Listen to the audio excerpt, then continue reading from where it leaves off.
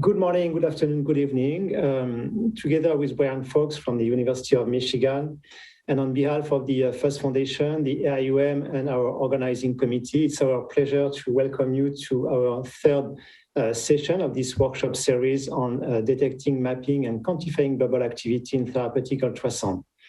We already had two sessions, the first one on cavitation detection equipment, including hardware and software, the second one on cavitation localization and mapping. These sessions have been recorded. The recordings are available on the workshop website, together with a written summary. So you need to scroll down to the bottom of the page to find the summary. Today's session is about cavitation threshold and dose, a very exciting and anticipated topic. We'll follow the same format for the previous two sessions. So we'll have presentations followed by 5 minutes of Q&A, 10 minutes break, and we'll resume for a panel discussion with the presenters and additional invited panelists. So you can ask questions anytime using the Q&A on the web page. We encourage you to do that during the presentation so that the questions are available for the 5 minutes Q&A discussion. This Q&A will be live, of course, during the panel discussion. And again, we encourage you to ask questions, post comments, and we will keep track of everything. And I would like to thank Professor Elisa Konofagu and Megan O'Reilly for organizing and moderating this session. And let's dive into it. Thank you, Frederick. Good morning, good afternoon, good evening, everyone. I'm Elisa Konofagu from Columbia University, and it gives me great pleasure to welcome you to the third installment of the workshop. As Frederick said, we're going to cover cavitation thresholds and dose. And my co-moderator today is Megan O'Reilly from Toronto. Megan? Welcome, everyone. I'm Megan O'Reilly from Sunnybrook Research Institute and University of Toronto. I have the pleasure of introducing our first speaker. Cameron Smith completed a first-class undergraduate degree in bioengineering at Imperial College London, where he completed his master's project working with Dr. James Choi on Doppler passive acoustic mapping. He has just finished and will very soon be defending his Doctor of Philosophy in the Bubble group at the University of Oxford under the supervision of Konstantin Kusios, working on the development of quantitative passive acoustic mapping techniques to monitor the safety and efficacy of cavitation-based drug delivery and immunotherapy. Cameron is unable to join us today for this, so we will not have a question and answer period. Konstantin, I found a message from you to confirm a reservation I've made. So we will not have a question and answer following his presentation. Hello, I'm Cameron Smith, and my presentation today will be on cavitation dosimetry with passive acoustic mapping. I'd like to start by talking a little bit about why we should care about cavitation dosimetry in the first place. For quite a long time now, people have looked at using passive cavitation detectors as a way of monitoring their ultrasound therapies. They drive cavitation and the bioeffects using their large HIFU transducer and listen to the cavitation signals and record them using a separate acoustic element known as a PCD. Over time, various metrics have been developed, such as the inertial cavitation dose, which is shown to correlate with a wide variety of bioeffects, such as in this case the destruction of red blood cells, but also damage to endothelial cells and extravasation of the blood-brain barrier have also been explored. However, PCDs have very limited focal volume, and within that limited focal volume, they are unable to discern where the cavitation has occurred. In order to try and get around these problems, some groups have looked at using arrays instead. Similar to before, the large HIFU transducer drives the cavitation and the bioeffects, but this time, because the cavitation signal is recorded using an array of acoustic sensors, algorithms such as the passive acoustic mapping algorithm or passive cavitation imaging algorithm can be used to localize the cavitation activity. In the past, this has been shown nicely to co-localize with bioeffects, but something that's been slightly looked at less is whether the quantified cavitation dose generated within these PAM maps corresponds to bioeffects. So this is the first question we wanted to explore. In order to explore this, we took Eppendorfs filled with blood and mixed it with one of two cavitation agents, either Sonoview, a clinically used Macrobubble, or Sonotram particles, a purely inertially cavitating agent, and exposed it to a range of ultrasound parameters using a 0.5 megahertz transducer, and recorded the cavitation signals using two perpendicular L74 linear arrays. And when we did our ultrasound parameter sweeps, we saw broadly what you'd expect. If you take Sonoview bubbles and increase the pressure, you destroy more of the red blood cells around them. And the same is true also for Sonotram particles. But if you take a fixed pressure and, say, increase the concentration of the cavitation agent, again, you generate more cavitation, and so you generate more hemolysis. And if you keep the duty cycle fixed and play around between the pulse length and the pulse repetition frequency, you see this relationship between the number of cycles per pulse and the hemolysis. But if you calibrate your acoustic arrays, for example, using methods as described by Michael Gray in the presentations we've heard previously, you're able to create estimates of the acoustic energy being generated inside these Eppendorfs in a universal way, which, if you combine with using a cavitation metric such as the cavitation dose, in which you integrate the power density over space and time and normalize it by the total treated volume, in this case, the blood volume, you can create an estimate of the average energy density experienced by, in this case, the blood. And when you do this, you can find that if you take the data from before, where we had Sonoview bubbles and increase the pressure, and look at the cavitation doses for each of those samples, you can see a nice relationship between the cavitation dose generated in each sample and the hemolysis generated for that sample. And the cool thing is that if you then take a different data set, such as when we had Sonoview and varied the concentration, you see a similar relationship between cavitation dose and hemolysis. And again, if we vary the pulse length, and even if we change to an entirely different cavitation agent that cavitates purely inertially, you still see this consistent relationship between the total cavitation dose and the hemolysis. So great. We've shown that passive acoustic mapping can be used quantitatively. But the next question is, how universal is this metric? And before we get into that, we're first going to have to go on a little diversion and talk about point spread functions. For almost all imaging modalities, there exists some true underlying image. In our case, this is essentially an energy map with almost infinitesimally small points showing the cavitation energies emitted by each bubble. Now, that's not what we actually see when we try and produce an image of this. What we actually see is the convolution of this true image with the point spread function, which is specific to a setup and an algorithm. And the convolution of those two things gives us our final acquired image that we see. The problem caused by these point spread functions is that they can produce biases when we come to try and generate energy estimates from these PAM maps. If we take the setup that I had before with my two L74 linear arrays, if I were to only use the array on, say, the left, I end up with one point spread function. If I only use the other array, I'd have a second point spread function.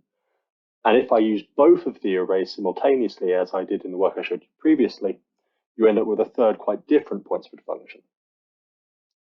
Now, if you try and calculate the cavitation dose using both arrays, you end up with one relationship between cavitation dose and hemolysis. But if I were to say only use the second array, you would end up with a different relationship between cavitation dose and hemolysis. And as you can see from this data, these changes aren't necessarily small. Here you have a 10-fold difference in energy estimates just by changing the setup by which you're measuring it. And this problem isn't unique to dual array setups.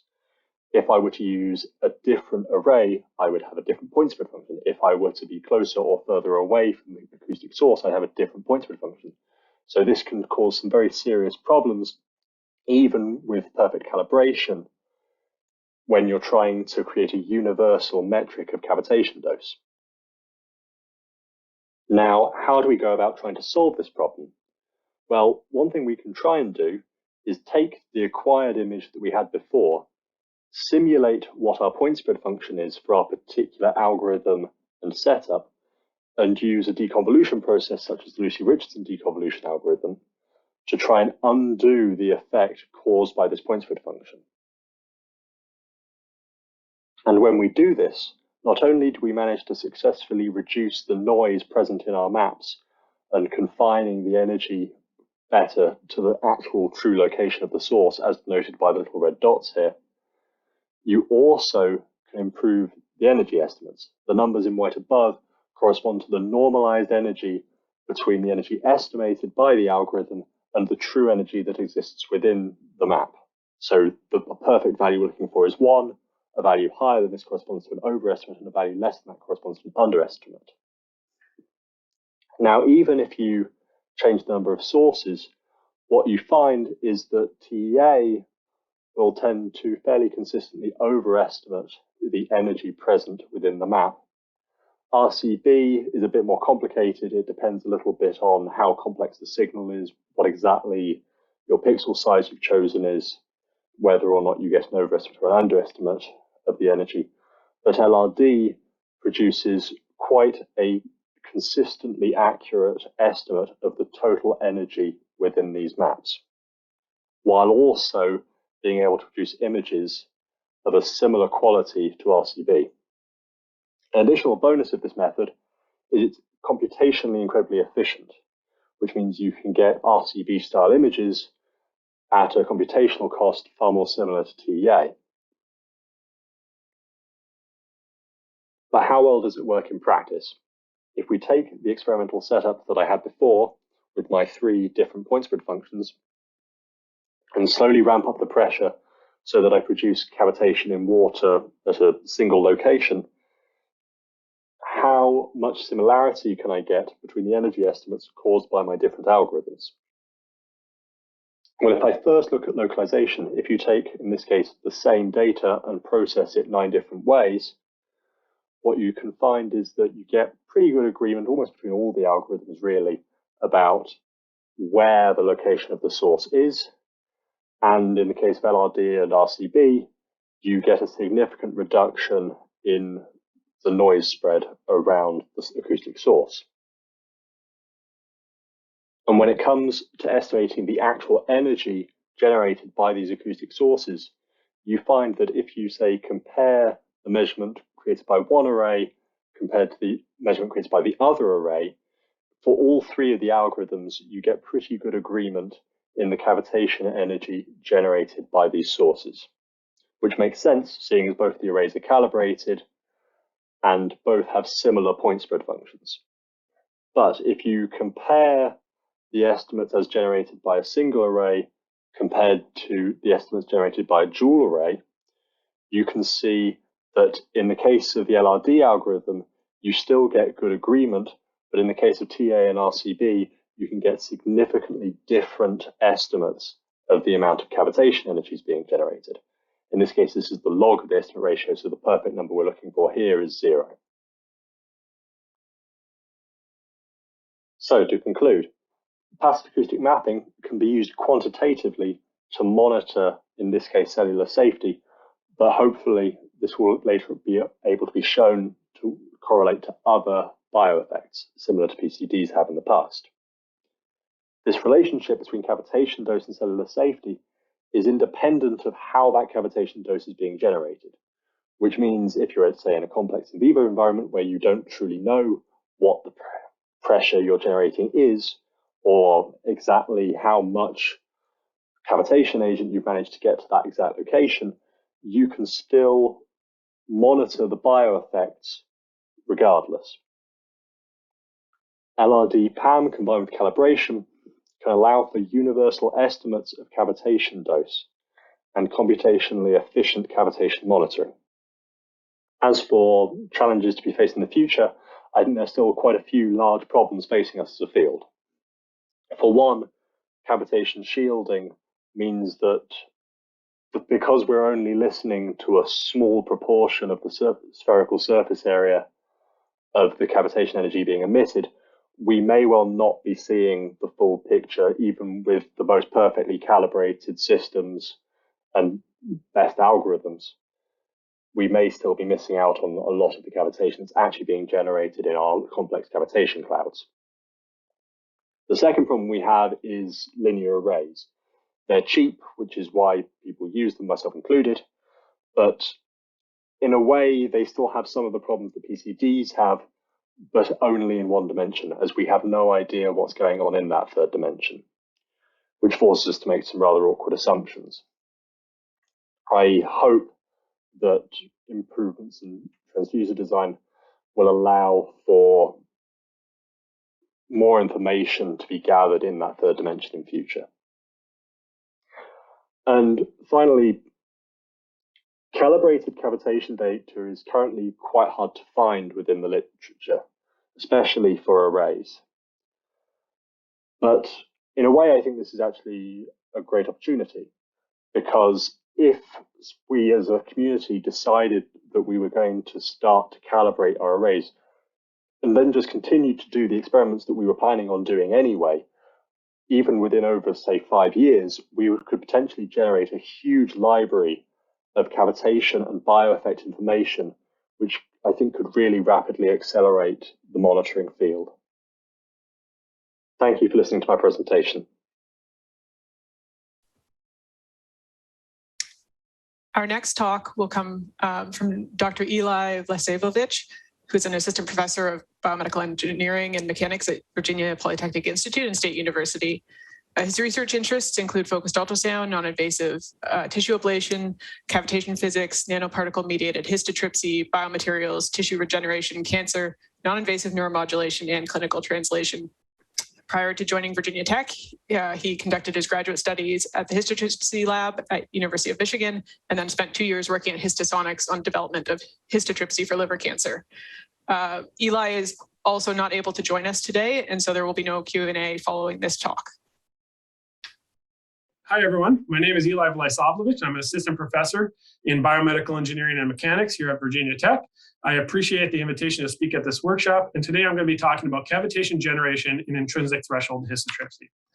So as all of you likely know, histotripsy is a non-thermal focused ultrasound ablation method that uses acoustic cavitation to mechanically destroy a tissue with high precision. Previous work has established 3 primary categories of histotripsy, including intrinsic threshold histotripsy, which uses single cycle histotripsy pulses at very high peak negative pressures greater than 25 megapascal, shock scattering histotripsy, which uses multi-cycle pulses, typically between 5 and 20 cycles at intermediate pressures, and then finally boiling histotripsy, which uses longer millisecond long pulses to heat a tissue and generate cavitation through rapid boiling. In this talk, I'm going to be specifically discussing cavitation formation, bubble cloud dynamics, and ablation in only intrinsic threshold histotripsy. So first, we're going to discuss the pressure threshold for generating cavitation in these cases. So here on the left, you're looking at an example waveform from a typical single cycle histotripsy pulse using these intrinsic threshold procedures. And the feature of this is that it has a single large negative pressure cycle in the pulse. On the right, you'll see an example of the cavitation probability curves that are generated, in which there's a very sharp transition from the pressures at which no cavitation is observed to the pressure levels at which cavitation is reproducibly generated on every pulse. And using these curves, we define the intrinsic threshold as the pressure at which the cavitation probability on a single histotripsy pulse is 50%. So shown here is just an example of a typical experimental setup that we use for these studies, in which a histotripsy transducer is submerged inside a tank of degassed water with the focus aligned inside of some sample. In this case, single cycle histotripsy pulses are applied to the samples at a repetition rate of less than or equal to 0.5 hertz PRF in order to prevent any effects from a prior pulse from interfering with measurements on subsequent pulses. And this allows for independent measurements of cavitation probability over multiple pulses to be calculated. So samples in the work I'll be showing today include cavitation chambers, including fluids such as water, blood, or other fluids, mechanically tunable tissue phantoms, as well as various X-sized tissues for measuring cavitation ex vivo. In all these studies, cavitation is monitored using high-speed optical imaging, as well as using passive cavitation detection in order to detect the backscatter signals off of cavitation bubbles when they're generated at the focus of the transducer. So here's just an example of PCD and optical imaging data from an initial study of intrinsic threshold histotripsy conducted in 2013. As you can see, the temporal PCD signals on the left show a very large burst near the therapy frequency, only when cavitation is formed. And this is, again, due to the backscatter of the therapy pulse off of these cavitation bubbles formed at the focus. It's important to note that we've seen very close agreement between this method of PCD as well as the optical imaging data showing here.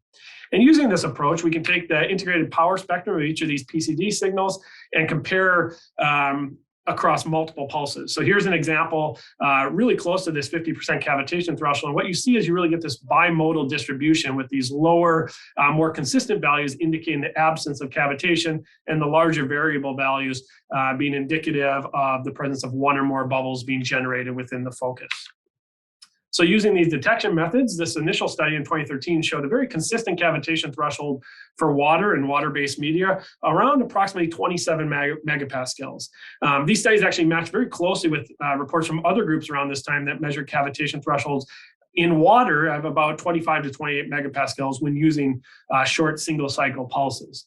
However, it is worth noting that these values, although consistent across multiple groups experimentally, were significantly below the thresholds predicted by conventional classical nucleation theory, which has long estimated a nucleation threshold for water of greater than 100 megapascals at approximately 140 megapascals. But since these early studies, we've seen a large body of literature emerge that really confirms that cavitation can consistently be generated in water despite sampling or sample prep methods at approximately 25 to 28 megapascal peak negative pressure.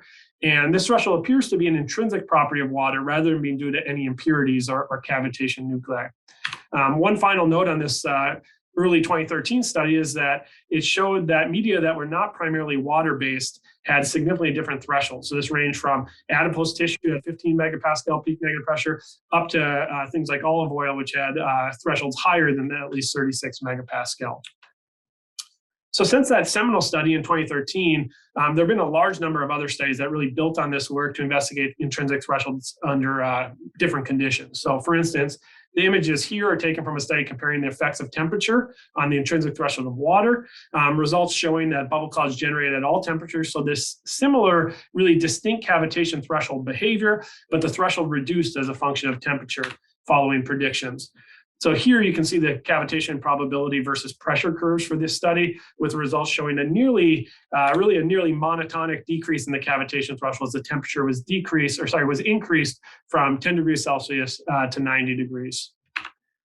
So if we kind of build on these and look in addition to water, a lot of studies have now been conducted to compare the effects of pulsing parameters as well as tissue properties on the intrinsic threshold in both tissue phantoms, as you see here, as well as in excised tissue. So the probability curves shown here are taken from a study that demonstrated that the intrinsic threshold was nearly independent of frequency for frequencies ranging from 345 kilohertz up to 3 megahertz.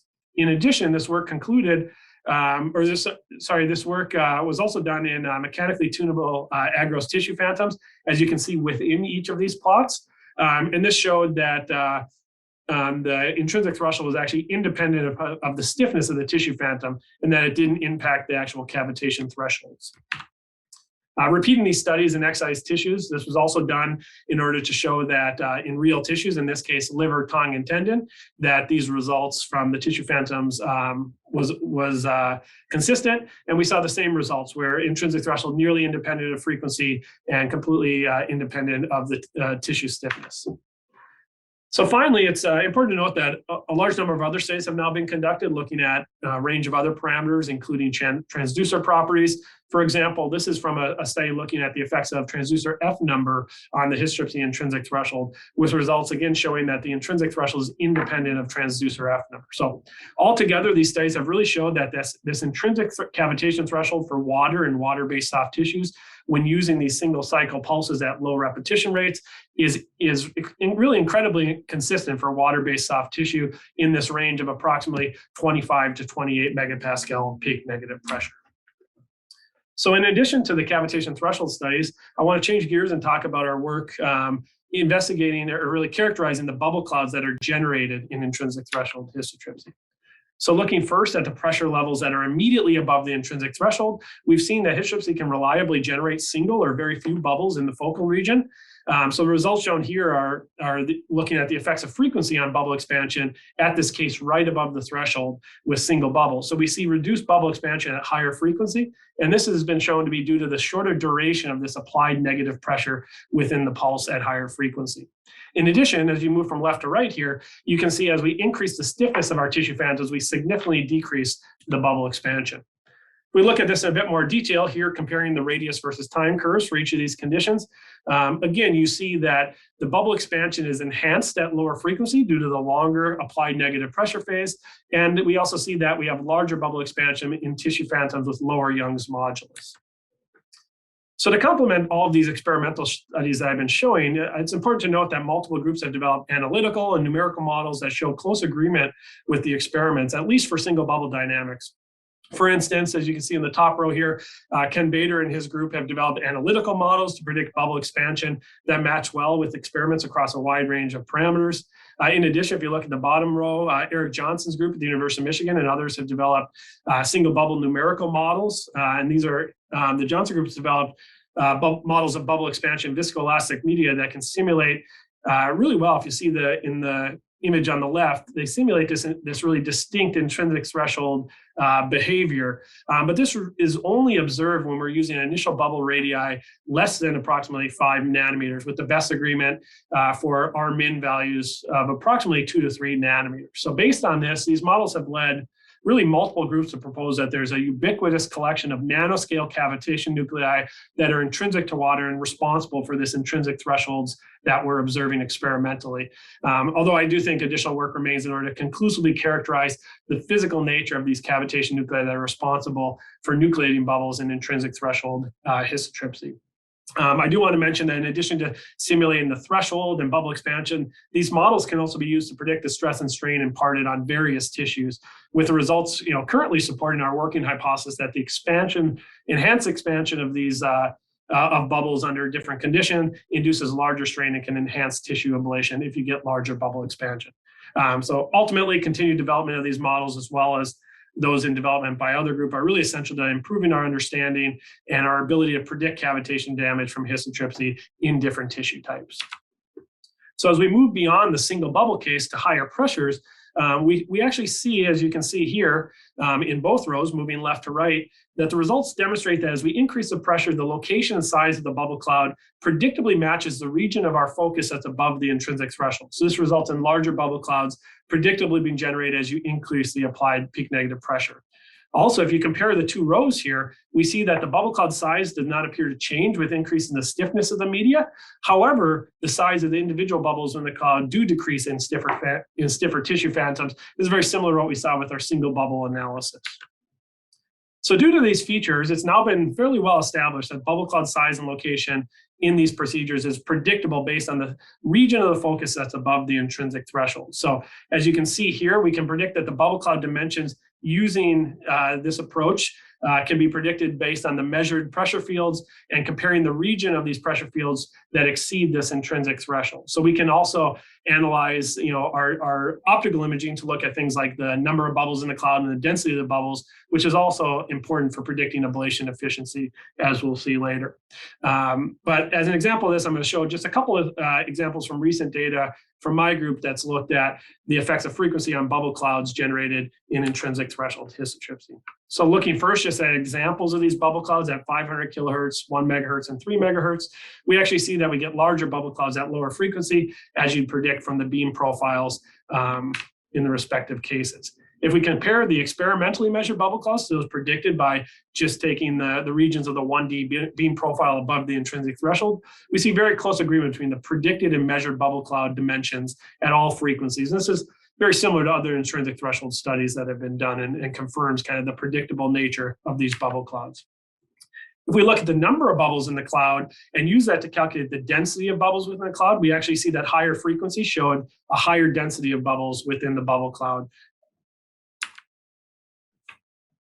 So another study that I want to highlight looked at the effects of transducer F number on intrinsic threshold bubble clouds. And although you saw earlier that the F number didn't affect the actual pressure threshold for generating cavitation, as you can see from the optical images here as well, we do see that the bubble clouds that are generated at lower F numbers are significantly more well-defined and have a significantly higher number of bubbles within them, or a higher density of bubbles compared to the bubble clouds formed at higher F numbers. And this is really important to note, because our working model of predicting ablation with histotripsy right now is that the ablation efficiency, or the extent of ablation, really depends on the region of the tissue that's exposed to the cavitation bubble clouds, as well as the density of the bubbles within the cloud and the extent of the individual expansion of those bubbles within the cloud. So this really leads me to the final section of this talk, where I'm just going to show some examples of tissue ablation in intrinsic threshold procedures. And in these cases, we're going to show examples from these red blood cell phantoms that are tissue phantoms containing a layer of red blood cells, as well as ex vivo tissues, which are used to look at ablation.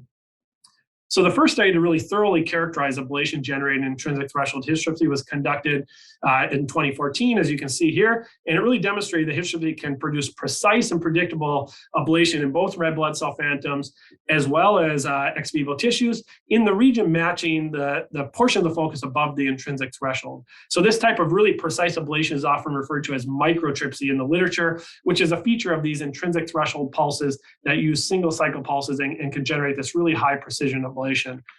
For instance, using 3 megahertz pulsing, you can see a great display of the precision of this intrinsic threshold ablation method that was demonstrated in this first microtripsy study shown here.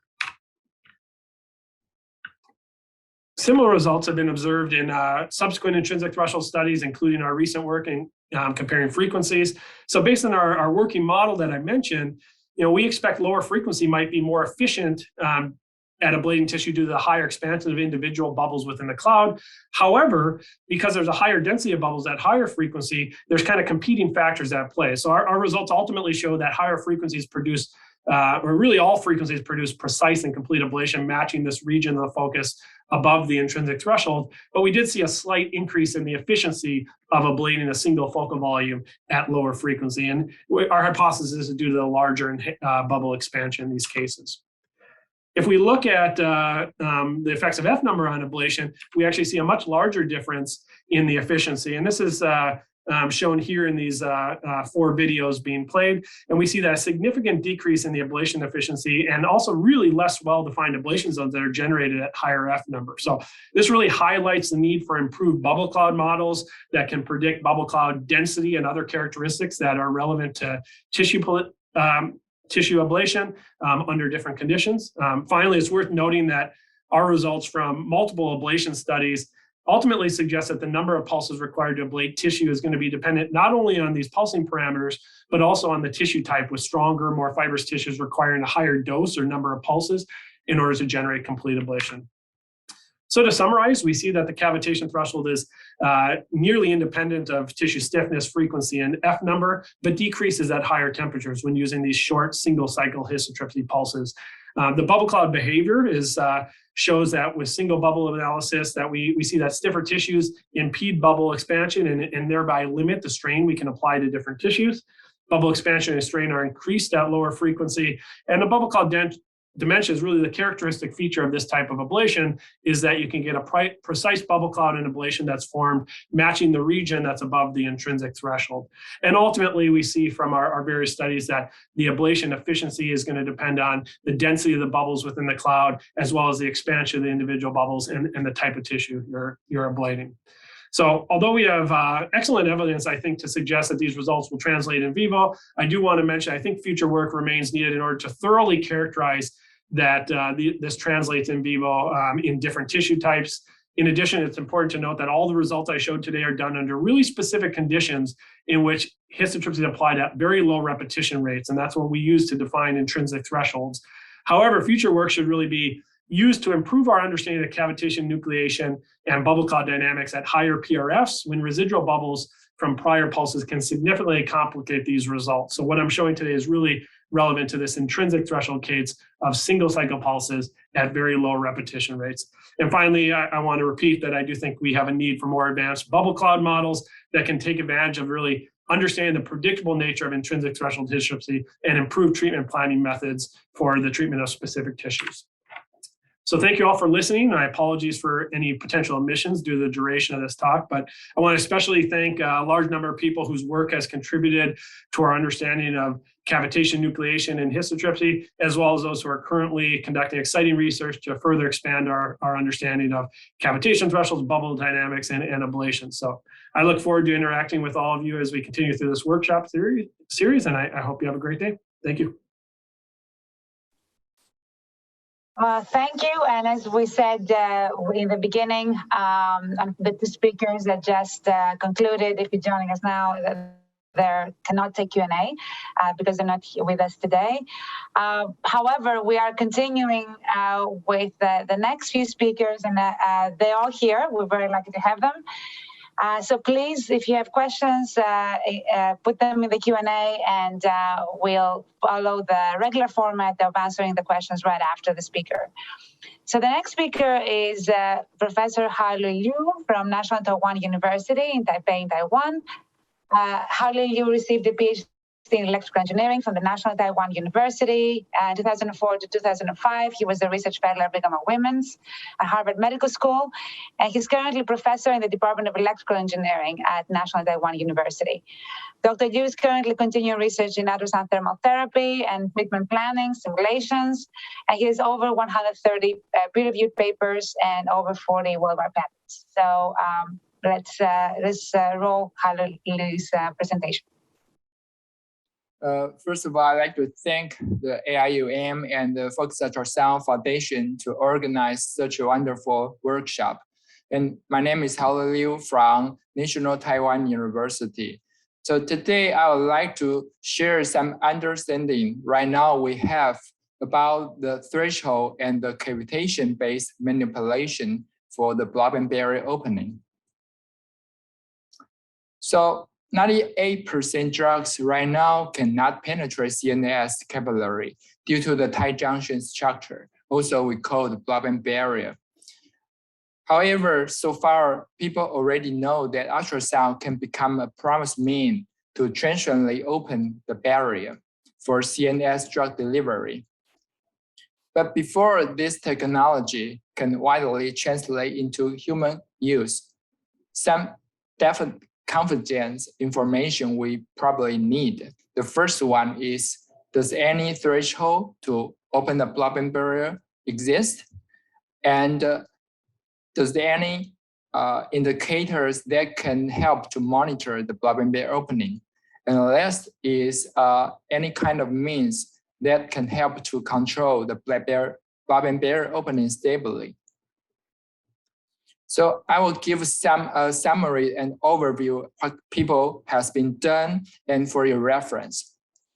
So back to 1995, paper already talked about use the high intensity ultrasound that can not only induce the traumatic effect in the brain, but occasionally some barrier opening effect can be observed.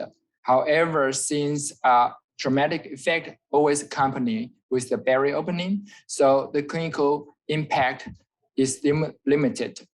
However, one breakthrough studies conducted in 2001 talks about when combined use the Macrobubble together, the barrier opening effect can be consistently induced.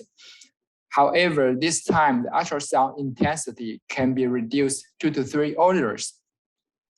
And because this reduction, significant reduction of the intensity, the barrier opening always comes first, then the traumatic effect comes later.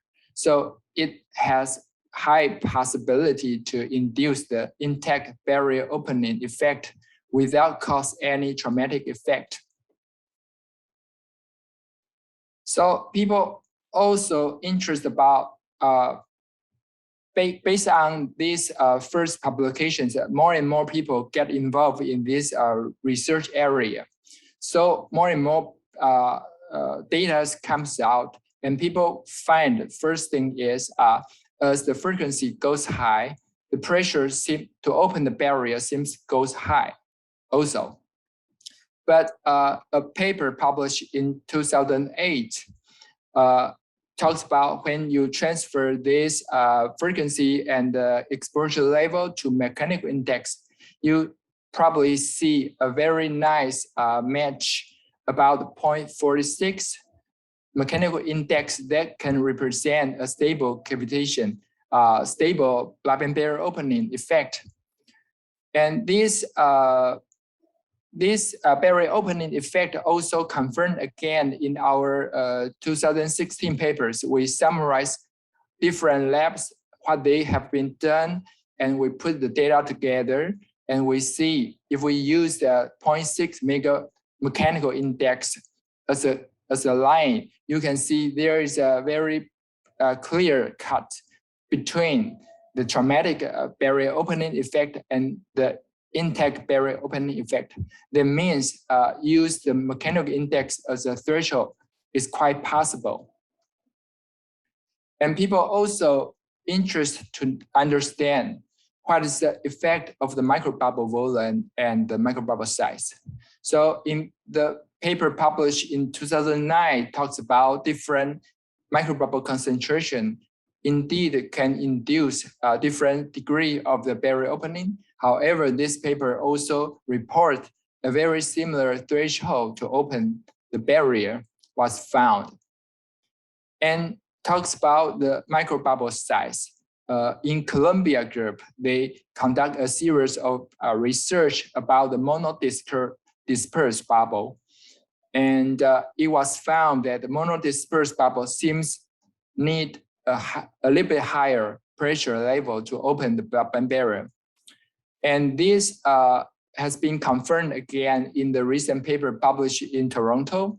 They used the monodispersed 4 micrometer microbubbles compared with the 4 micrometer polydispersed microbubble. And it was found the former one, that is the monodispersed bubbles, induce a significantly lower barrier opening scale. That means the threshold seems to be higher. So the questions go back to what if you use the commercialized polydispersed microbubbles? So the first paper published in 2008 compares the opticin and the DEFINITY. The paper published from our labs compares in 2017 compares the Sonothrombolysis, DEFINITY, and another commercialized microbubbles. So if you control these kind of bubbles into an equivalent clinical dose, the answer is they almost produce a very similar and equivalent barrier opening. That means the threshold is very similar. So a lot of preclinical tests has been done, but the first paper conducted in the primate large animal has been was published in 2012. At the time, 7 primate was used, and with a very similar pressure level, mechanical index level was conducted. And the first finding is the threshold to open the barrier from primates is very similar to those findings from small animals. That means the pressure, that means the threshold to open the barrier seems consistent across the species. And another valuable information is that the barrier opening always accompanied with the second ultraharmonic emissions. That means the barrier opening always accompanied with some cavitation. So the first clinical trial report from 2015. At the time, a implant device implant into the brain is a planar ultrasound. In that planar ultrasound device, they seem to report a little bit higher mechanical index. But the reason probably because the planar ultrasound has a stronger scattering effect and the higher pressure loss when the energy goes deeper. So it might be possible that in a deeper region, the threshold looks very similar to the focused one, but it needs to be checked. But go back to the focused ultrasound. In Taiwan, we also conduct the clinical trial. We use the focused ultrasound, and the difference is we not use the MR to guide, we use the neural navigation to guide the procedures. At the time, we also select a very similar mechanical index, and the patient we selected the recurrent GBM patients. The clinical trial has been completed, and one of the patient's images can show a very beautiful and clear barrier opening in the crop zone regions. But these regions, the leakage regions disappear 1 day after. That means the blood-brain barrier has been already closed. And very similar concept to use the neural navigation is published from Columbia group. And after they have been finished the primate test, right now the device has already moved to the clinical trial, including the Alzheimer's disease patients and the pediatric brain tumor patients. So fixed level to control the barrier opening seems possible. However, a lot of information and evidence show the barrier opening always accompanied with the cavitation, particularly the stable cavitation. So why not just use the cavitation as an index to control the procedure? So 2012, O'Reilly published a first paper, talks about use the concept to control the acoustic emission, particularly listen to the ultraharmonic components, and use that information to determine the ceiling level of the exposure. And once this signal been heard, then the pressure was reduced by half, and high successful rate higher than 90% can be seen. And another group from Harvard also used a similar concept, but they choose to listen the second ultraharmonics. But not only the second ultraharmonics, they also listen to the broadband emissions and try to suppress the inertial cavitation, but at the same time maintain the stable cavitation to sustain the drug delivery efficiency, but at the same time prevent the traumatic injury in the brain. And it also seems very feasible in the animal. And in our lab in 2016, we also published a configuration using 2 confocal rings with the outer ring specialized to listen to the subharmonics. And it also can yield a successful prediction rate, could be high. So right now, the Insight Tech in their clinical use MR guided based machine, they also choose to implement the hearing about the subharmonic frequency band. And right now, since their 2015 clinical trial started, and right now more than 10 clinical trials has been ongoing or completed globally. And back to Taiwan, in our second clinical trial, we choose to, again, with the recurrent GBM patients recruitment, but at this time, we also combine the drug Avastin to gain the enhanced delivery to help benefit the patients. And different from the Insight Tech design, we choose to use the same elements both to transmit and receive the energy, but to improve the sensitivity, we choose not only hear the subharmonics, but we also hear the harmonics and ultraharmonic together to represent the cavitation. And the results also seems quite promising. The cavitation can be well predicted, and the barrier can be opened successfully. So I will try to use this table to summarize what I have been introduced. We can characterize two different strategies. The first is to fix level because the barrier opening threshold seems exist. So fixed level becomes straightforward. And another strategy is because the cavitation highly correlates with the barrier opening. So use the PCD to control the process seems also feasible.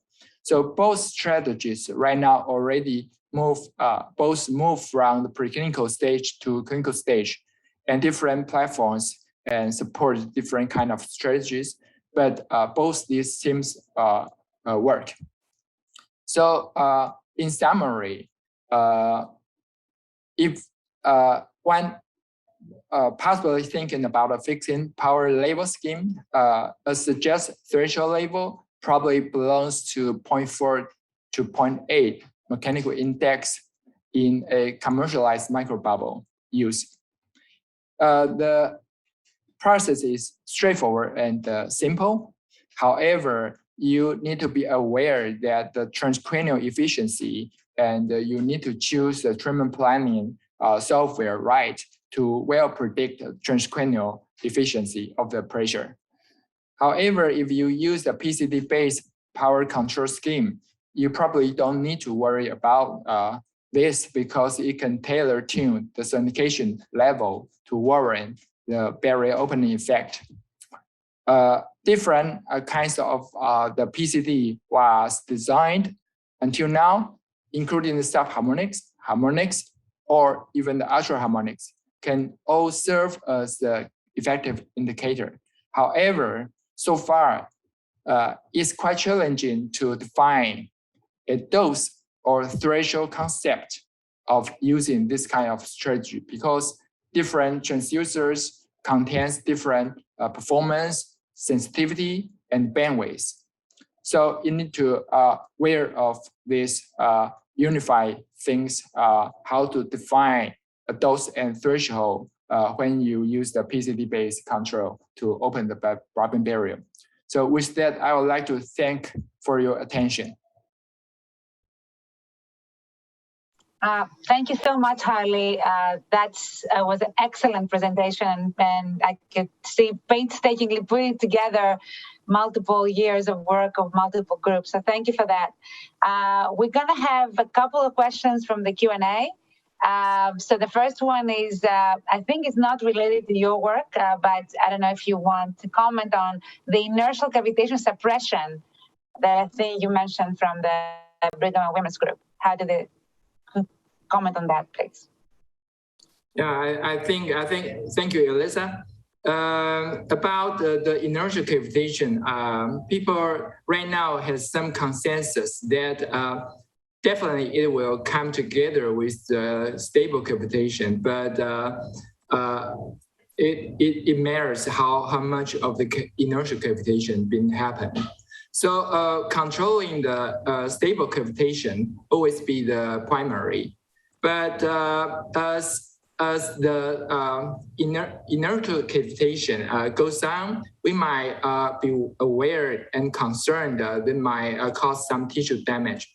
So it may thinking about who comes first. So people have some consensus about stable cavitation will always comes first. Maybe some people will not agree. So if you control the stable cavitation, you make the first step right. Then you prevent some inertial cavitation, then you step the second step successfully. I think that probably right now the strategy people are thinking. All right, good. I'm sure we're going to have a very interesting discussion with the panel on that because it's a big question. The last question is about how do you define, because that was also in the title of your presentation, how do you define Blabberingberry opening threshold based on the macrobubble dose? Okay, so right now two definitions. Most of the people thinking about the gas volume could be unified answer. But some, for example, in our lab, we also present it as a microbubble number. But of course, different kinds of microbubble with different diameters, they definitely will have a different microbubble gas volume.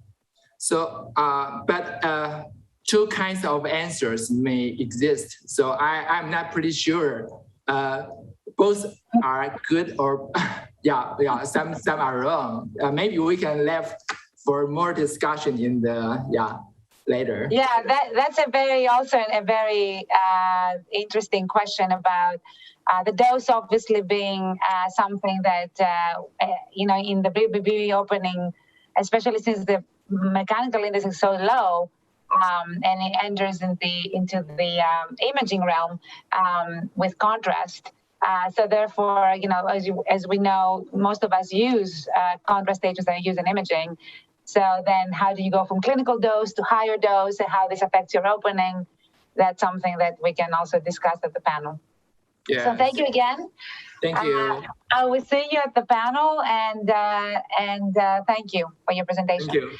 Thank you. The next speaker is Professor Holland from the University of Cincinnati, and she doesn't really need an introduction in this group, as we know, because she's going to talk about, she has a seminal paper from 1991 that basically launched the rest of how we use cavitation.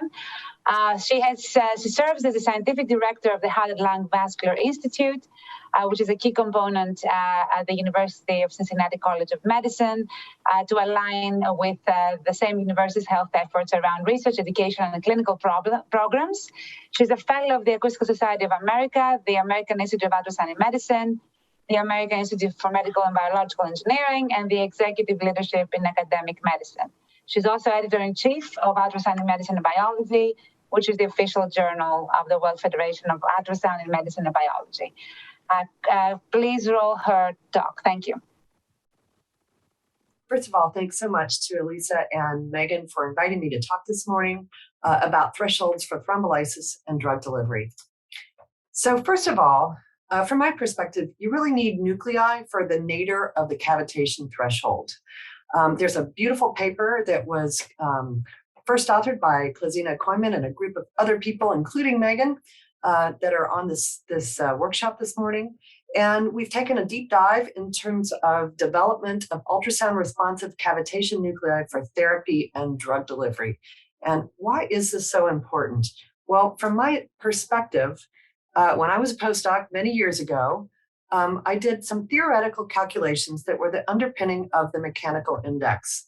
And when I did that, we made some very simple thermodynamic assumptions. And we looked at the influence of the initial radius of the cavitation nucleus. And by that, I mean a bubble that is stabilized against dissolution and is ready to essentially be activated by exposure to ultrasound. And for very small nuclei, the cavitation threshold, and this is an inertial cavitation threshold, increases almost exponentially because surface tension or the Laplace pressure dominates in that regime. And then for larger nuclei, the inertia of the fluid surrounding the bubble dominates. And so you have this rather kind of gentle increase in the inertial cavitation threshold with increasing radius size. And what's interesting, and this is for several different center frequencies of that one cycle pulse, 1 megahertz, 5 megahertz, and 10 megahertz. And what's interesting, and what I noted many years ago, is there's this prompt nucleus size or this optimal nucleus size, whereby you have a minimum in that inertial cavitation threshold for that particular size nucleus. If you simply track that, assuming that you have all nuclei sizes present, that is the underpinning of the MI. Now, on the other hand, let's say you hit the nucleus with a higher pressure than the optimal or minimum or nadir of that cavitation threshold, you're then going to essentially activate a broader population of nuclei. So that's something else to keep in mind through this talk. So the MI also, what many people don't realize is that there's a threshold, that lowest threshold, assuming that all nuclei are present. And an MI of as low as 0.13 is all you need in order to get inertial cavitation. That's really low, folks. In this, pressure is given in a derated form, so you've attenuated through the tissue and back, and it is in megapascals, and frequency is in megahertz, right? So what's interesting is for blood, with all nucleosides present, you get this very low inertial cavitation threshold. Therefore, I would expect it won't take much as long as they're actually present, right? You need those nuclei present. Many years later, Ken Bader, when he was a postdoc in my lab, extended this work to look at the essentially when we would expect to see stable cavitation, nucleated, let's say, by echo contrast agents. And he got a different frequency dependence in this very simple index, as well as a different, slightly lower threshold, and that's only 0.09. So with not much, it does not take much in order to get that bubble activity that we now call stable cavitation. So the thing is those are theoretical predictions. What happens really in vitro and in reality?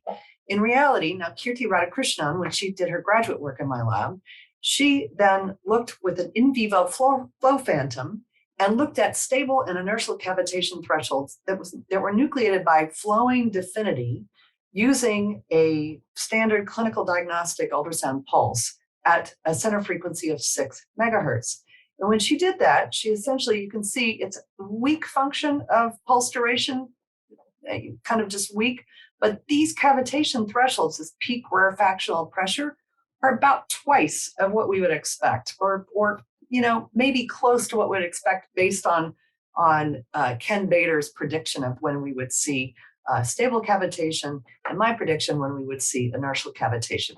Probably to do with the fidelity of the passive cavitation detector, right? There's always noise involved in any real system. And so we can't quite get down to that low threshold, but it was very close. So in other words, it really does not take much pressure, peak rarefactional pressure, in order to elicit that bubble activity that hopefully you all know and love. So now I want to talk about the manifestations of applications of this for hopefully beneficial clinical therapy. And specifically, I want to talk about sonothrombolysis and my experience with it first. And most recently, I've had a grad student, Rob Clavin, who finished in 2020, really, and his publication came out in 2021, where we took this in vivo. So simple DEFINITY, infusions of DEFINITY, so FDA-approved echo contrast agent with an FDA-approved lytic, that is RTPA, recombinant tissue plasminogen activator. And we tested this in a xenographic thromboembolism model. Let me tell you a little bit about the model first. So what Rob did, so first of all, let me tell you about the vascular anatomy. In the pigs, since pigs ruminate, meaning that they eat, their heads are below their hearts for much of the day, they've got this really interesting tangle of vessels called a rete mirabla between their essentially internal carotid artery, or what is the ascending pharyngeal artery in the pig, and the middle cerebral artery, way back out here. So what's wonderful is this rete is kind of embedded in the skull bone and acts as a wonderful backstop for a clot that you might squirt in there. Now, if we're testing recombinant tissue plasminogen activator, that is a human protein, recombinant protein. So it really helps if you use human whole blood clots that are highly retracted in order to test these treatment paradigms. And so what Rob did was he essentially injected a human whole blood clot into the ascending pharyngeal artery of a pig, and it stayed there. He did this by first coiling the external carotid artery so as to not instrument with a catheter the ascending pharyngeal, because otherwise you cause vasospasm. And here you can see that the coil is successfully placed, as well as the human clot is successfully placed. And you can no longer see flow either to the snout of the pig, right, on the tongue, nor to that side of the brain. So it's successfully occluded the ascending pharyngeal.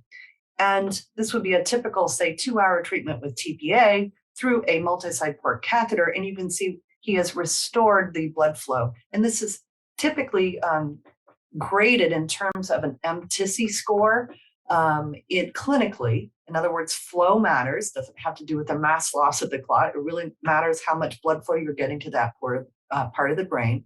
And anything greater than 2B would correlate with a good or positive clinical outcome. So that's exactly how we scored it in this porcine study. So when he did this for 12 sham pigs, and then 7 RTPA only pigs, and only 5 pigs with DEFINITY, and 120 kilohertz ultrasound at a very low peak rarefaction pressure of 0.22 megapascals. And this was using an intermittent pulsing scheme where it's 50 seconds kind of CW on and 30 seconds off. And it was kind of through the jowl, pointing right at the ascending pharyngeal artery. Then you could see that you accelerate the opening up of that artery by quite a bit by pushing TPA. And if you have ultrasound on at the same time, you can peel off even more. Now, time is brain, so that time to recanalization really makes a difference. And you can see we've accelerated that by about 45 minutes. And this is very promising that it would be a good idea to have ultrasound, DEFINITY, and TPA running while you're trying to recanalize that particular vessel. Another example from in vitro, and I've pulled this one from Ken Bader's group. Sam Handley did this work for his dissertation. And this is a very similar kind of model where you put a human whole blood clot, this time in a flow channel with very slow flow, not quite occlusive. But when you do that, he was comparing single cycle, 5 cycle, and 20 cycle histotripsy pulses. Now, in this case, you've really increased that peak rarefactional pressure to 35 megapascals. And he's exploring the intrinsic cavitation threshold now. He's not nucleating with DEFINITY like we did, but he's just expecting, the nuclei to be formed in situ, in vivo, in flowing plasma in this case. And what is so interesting to me about this work is the outcome. When you look at the histology of the clots that have been treated, in the left column, you have clots that have been treated with these 3 types of histotripsy pulses without TPA.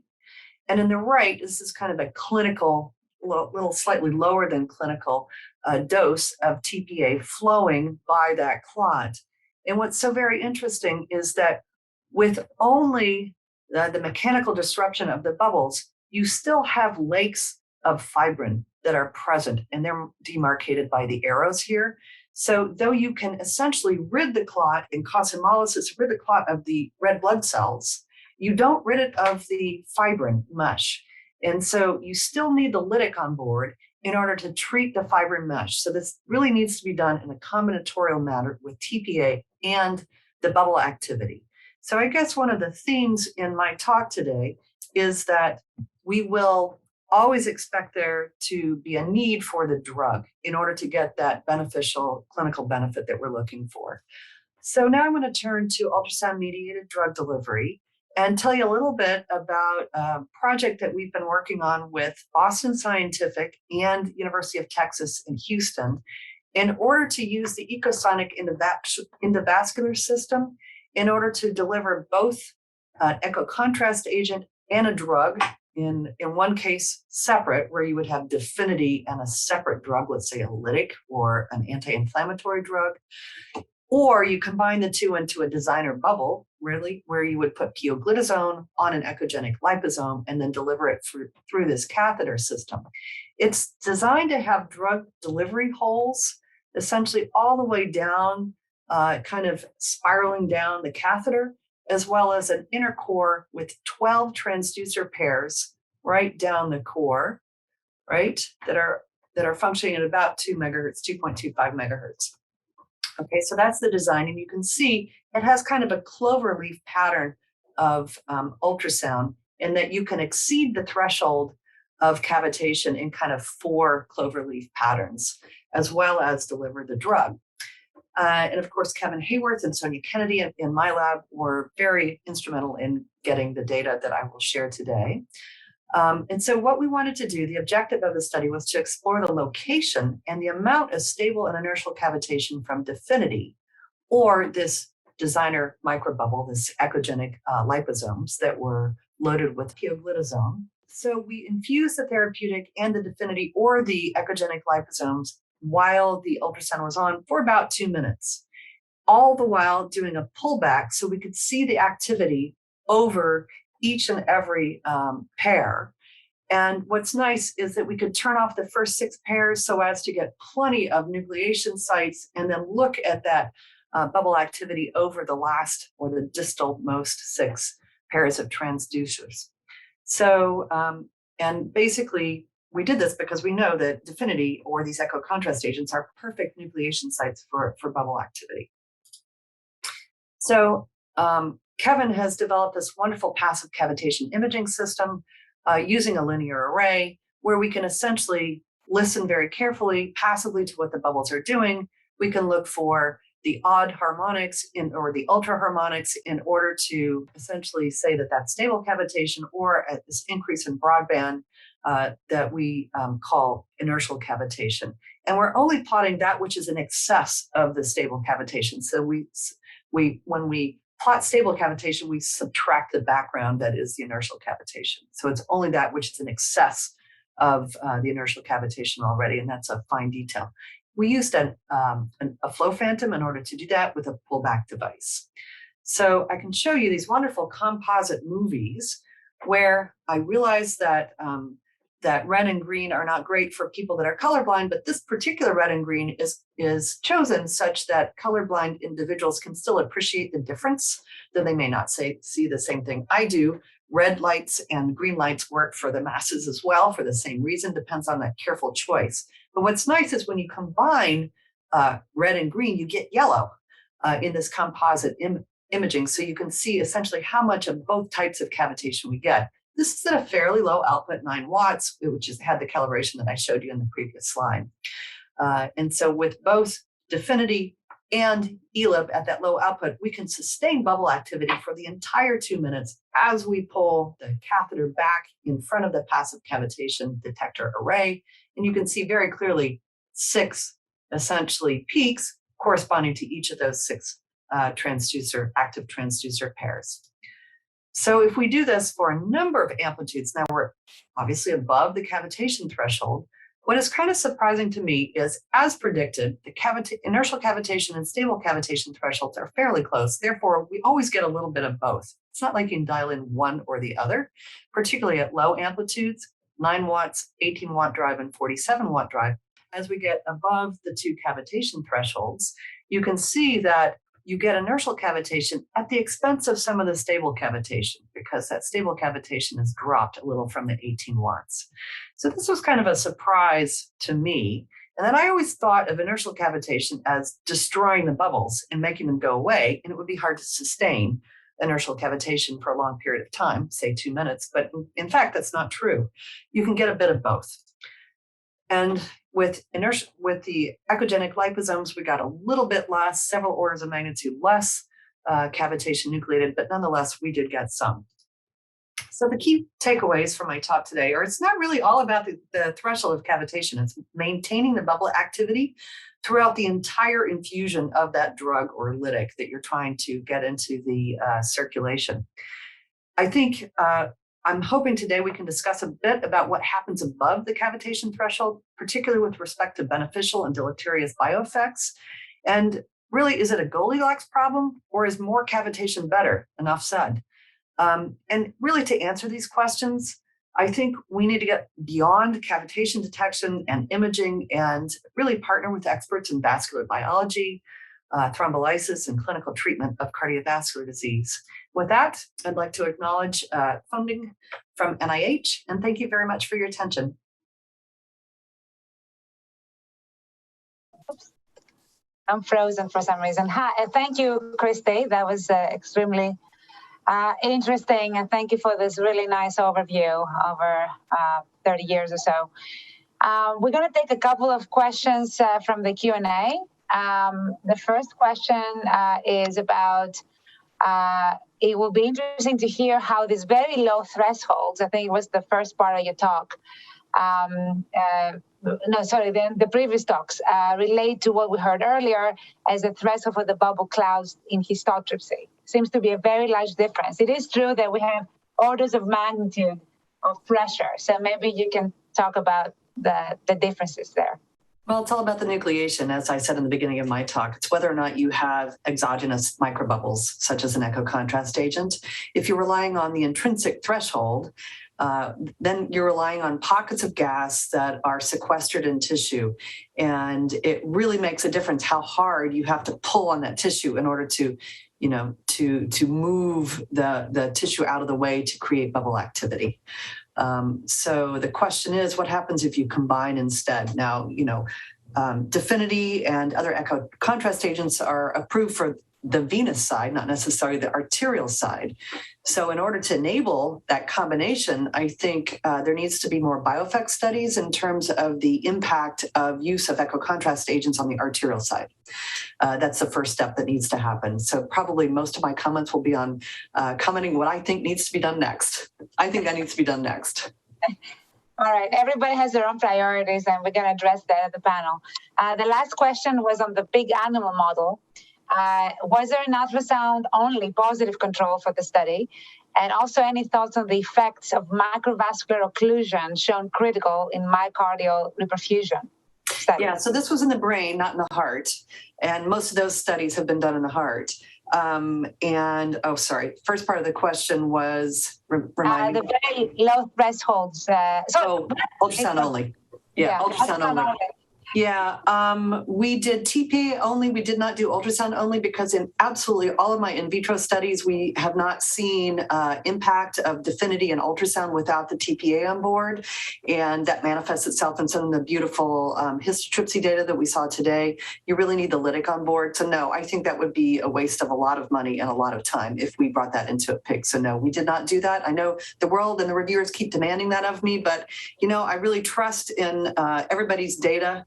It's kind of sparse data that shows, other than from microvascular occlusion distal, that has impact.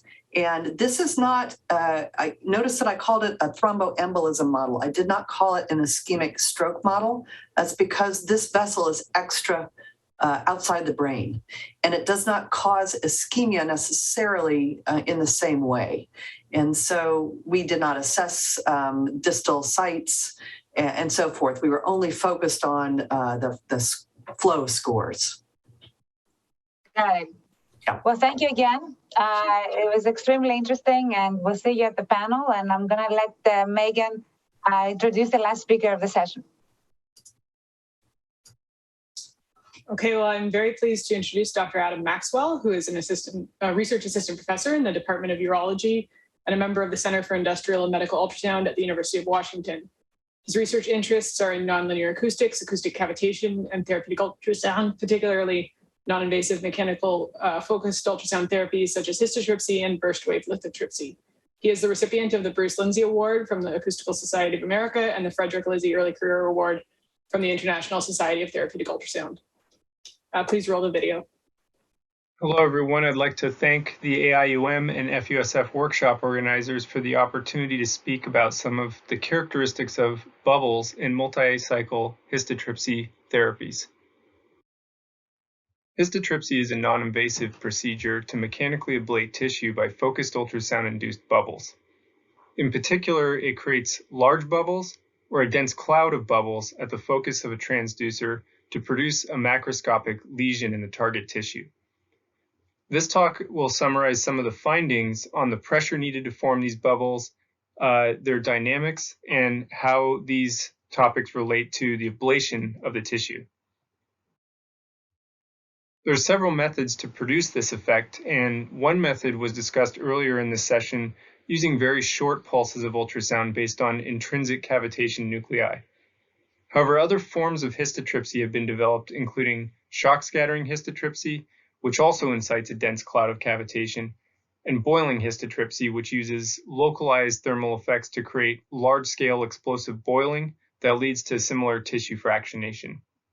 The difference between these methods lies in the applied pressure and the duration of the individual pulses. But in all cases, the pulses have to be applied at a low enough duty cycle to avoid generating large-scale thermal effects. Although this was covered earlier, I will first reiterate a key finding that there is a subpopulation of bubble nuclei that are present in water and many tissues that undergo inertial cavitation near 28 megapascals peak negative pressure. And this is often referred to as the intrinsic threshold or intrinsic bubble nucleation. When greater tensions are applied, a cloud of bubbles can be formed that will produce histotripsy in tissue through repeated pulsing.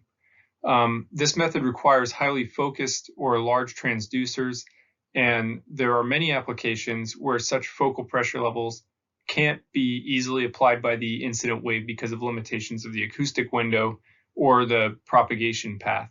And so this is where multi-cycle histotripsy modalities, which use lower pressure amplitudes, can be valuable. This is a figure showing a typical multi-cycle focal pressure waveform for histotripsy. The amplitude of this pressure wave is great enough that it makes it highly nonlinear and contains shock fronts with each cycle of the pulse. For the two major forms of histotripsy this presentation is covering, this distortion is key to producing the histotripsy bubbles. The first mechanism that we'll discuss is shock scattering. This occurs when a shock wave scatters from a single cavitation bubble that's generated by the initial tensile half cycles of the histotripsy pulse. The boundary condition at the bubble causes the scattered shock front to be of a tensile polarity. And as it backpropagates, it generates a number of localized bubbles. With each cycle, the cloud builds up until the end of the pulse or until it reaches beyond the focus. These pulses are typically between 3 to 20 cycles in length, but they can be greater. Here are a couple examples from high-speed photography showing the incidence of a shock on a cavitation bubble expanded in a previous cycle of the wave, and the cloud can be clearly seen growing behind the scattered shock front during the following cycle.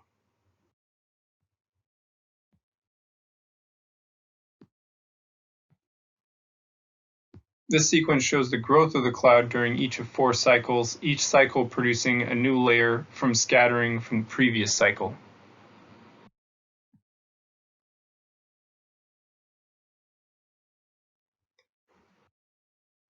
As a result of this effect, a large and dense cloud consisting of hundreds or thousands of bubbles can be produced at the focus, and it is these characteristics that produce macroscopic liquefaction of tissues.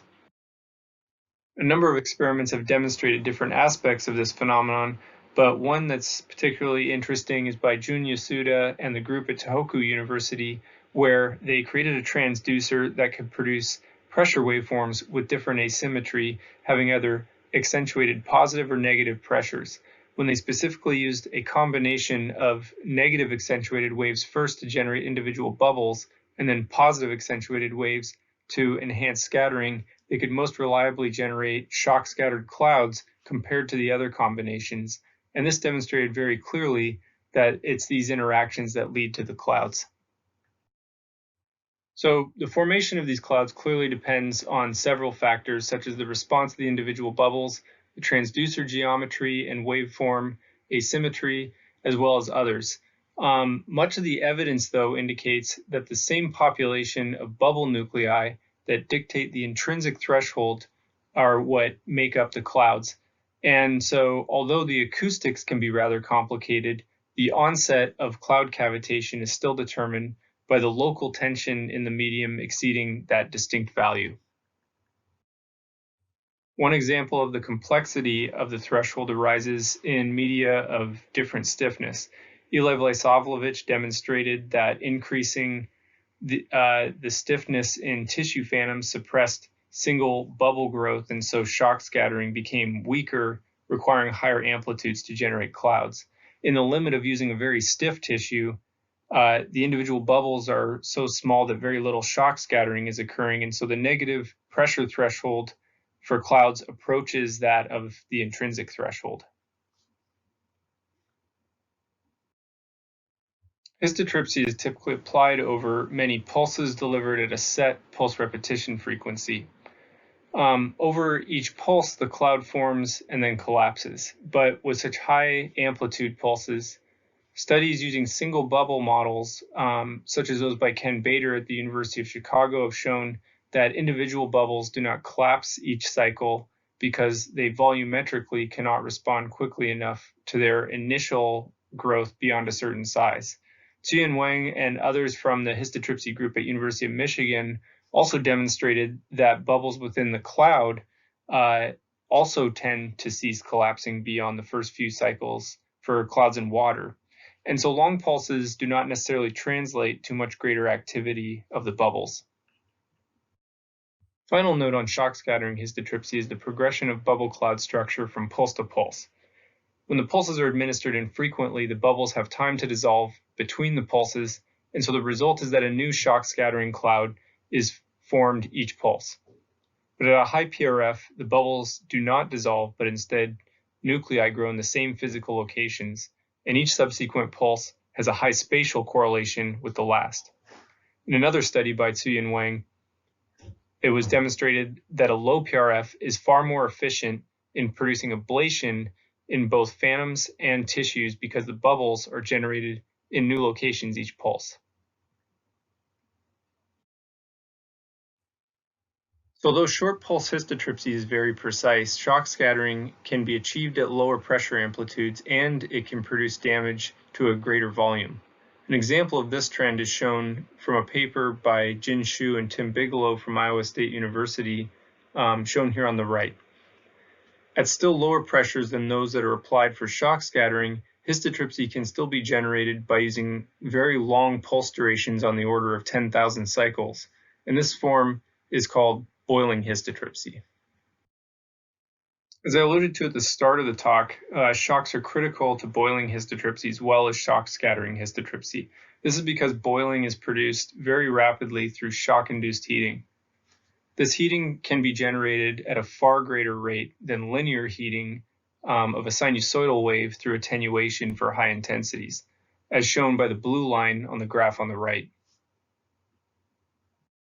Practically, this means that a tissue-like substance can reach temperatures greater than 100 degrees C in only a few milliseconds in a very localized region of the focus, and this was first demonstrated by Mike Canny and colleagues at the University of Washington. This temperature serves as a threshold for boiling, and observations in tissue phantoms show that boiling can be achieved in times similar to those estimated through calculations. However, a second criterion placed on this threshold is that it requires a bubble nucleus, and a combination of temperature and pressure appears necessary to generate this nucleus. Based on laboratory measurements and calculations done by Eli Vlasovljevic and the Histotripsy group in Michigan, the intrinsic threshold declines to negative pressures near 10 to 15 megapascals near a temperature of 100 degrees C. And this is consistent with the pressure amplitudes for boiling histotripsy. And so this suggests that the boiling nuclei may also originate from the intrinsic nuclei population.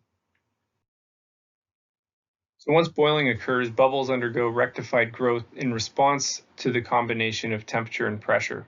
Ki-Ju Pak has done rather extensive modeling of the boiling histotripsy process and shown this rectified growth beyond 100 degrees C, and that the bubbles can grow up to millimeter diameters. This modeling has also suggested that the nonlinear nature of the waveform enhances this bubble growth. Final major emphasis for this talk is the relationship between bubbles and ablation in both modalities. Several interactions have been proposed to contribute to histotripsy. A simple model is that of bubble expansion shown here, particularly that the expanding bubble produces a circumferential tension on the nearby cells or tissue, and the strain produces the mechanical disintegration. Models for this expansion and strain have been developed many years ago, but more recent measurements, such as those by Lee and colleagues, have provided limits for the lethal strain to cells under both static and dynamic conditions relevant to cavitation. And this allows us to map an area where cell death would occur relative to how large the bubble has expanded. Ken Bader produced such a model recently and showed that the area of lethal strain is perhaps only a few microns beyond the bubble wall, in this case, meaning that the area of cell death is similar to the bubble diameter. Some of our measurements and many papers generated by the Michigan Histotripsy group have suggested, at least with simple models of red blood cells, that the extent of bubble expansion is nearly coincident with individual regions of cell death as well. The mechanism of bubble expansion is perhaps not valid or dominant for all tissues or cells. This is a publication by Eli Vlasovovich in UMB observing strains to breast cancer cells embedded in a fibrin tissue phantom matrix, which indicated that bubble clouds generated by shock scattering can produce even greater strains in cell disintegration during cloud collapse rather than during expansion. There are also separate mechanisms that have been proposed for boiling histotripsy. Julie Simon and the Washington team proposed a mechanism based on acoustic atomization in boiling bubbles. Here, the shock waves impinging on the surface of the large bubbles produce instabilities in the surface that lead to ejection of small fragments from the tissue, as is vividly demonstrated in this high-speed photography of the surface of liver on the top. They also noted a potentially more complex interaction where cavitation near the interface of these boiling bubbles may contribute to atomization and the acoustic fountain effect, and this is called the cavitation wave hypothesis. Another aspect of boiling histotripsy ablation noted by Tanya Koklova and Kiju Pak is the effect of shock scattering and cavitation potentially contributing to the final morphology of the boiling histotripsy lesions. Boiling histotripsy tends to form lesions in a tadpole shape rather than a simple ellipse, consisting of a large head closer to the transducer and a narrower tail that's further away. And that may result from the separate actions of the boiling bubbles producing the tail, while the head is produced by cavitation generated from shock scattering off of the boiling bubbles. So that was a brief overview and certainly does not cover all of the great work that's been done in this area, but I think there are a number of remaining challenges and opportunities that could strengthen our understanding of these different interactions. As far as thresholds, most of the work has been done in vitro, and more precise measurements of these thresholds in vivo will help us translate these models to clinical use. For bubble dynamics, I think it'd be interesting to move toward more complex models that can account for some of the behaviors commonly observed in experiments that aren't covered by spherically symmetric models. And finally, in ablation, although there are a number of proposed mechanisms, I think further experiments are really needed to try and identify what are the dominant mechanisms in different cases and in these different histotripsy modalities. So with that, I'd like to thank the workshop organizers, our funding sources, and the many people who contributed to the research I've shown today. Thanks, and I look forward to discussing this more with you all. Thank you, Adam, for a great talk. We have time for a couple questions. So there is a question in the chat, which I'll start with that. So it says, thank you for your very clear talk. Is the cavitation threshold independent of the emission frequency? This information is sometimes contradictory. Sure. Well, I think maybe it seems contradictory between the different modes of histotripsy. So to start, for the intrinsic nuclei or the intrinsic threshold, that appears to be fairly independent of frequency for measurements between about 300 kilohertz up to even 10 megahertz or higher. That is just set by the threshold for very small nanoscopic nuclei, which it is about 25 to 28 megapascals. But for shock scattering histotripsy or for boiling histotripsy, these processes that lead to activating the intrinsic nuclei are dependent on the frequency. So the scattering process, for instance, the size of the initial nuclei for scattering is dependent on frequency. how nonlinear the beam is depends on frequency. So when you get to the multi-cycle histotripsy modes, then their mechanism of activating those bubbles does become fairly frequency dependent.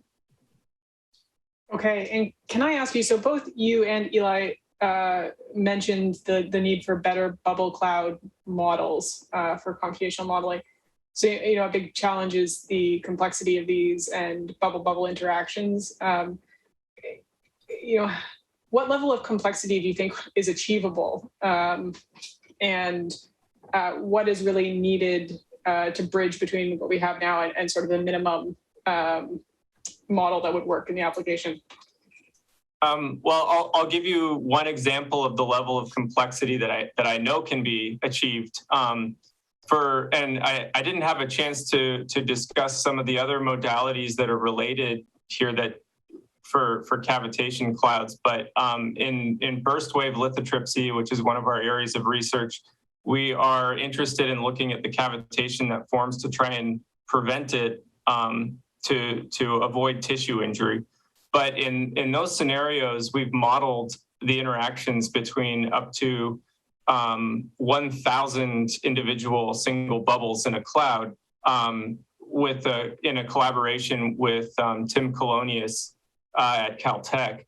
And we've been able to mimic the not only the geometry, but the activity of the individual bubbles in the cloud at different points in the cloud. So things like acoustic shielding, the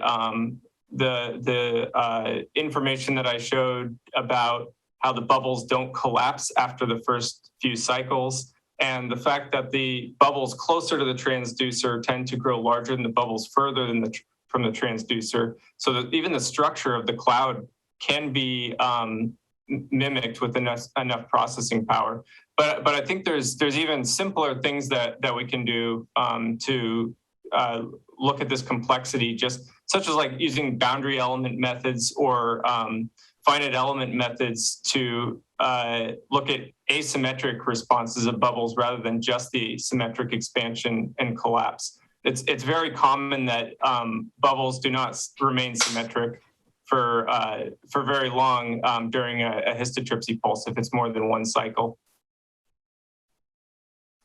Great, thank you. So that's all that we have time for at the moment, but please stick around for our panel discussion and we'll continue the discussion with the group after a short break. Great, thank you. So now we'll take a short break. Hopefully you enjoyed all the presentations this morning and the discussion. We want to thank our speakers for that. We'll take a break for about a little less than 10 minutes. So we'll resume then at 11:45 Eastern time, 45 minutes after the hour in your respective time zones. So see you soon. Thanks.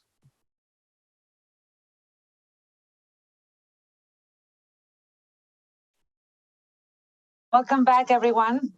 We had 5 excellent presentations earlier this morning. We're going to also have excellent panelists joining us to start the conversation and the discussion around the topic today.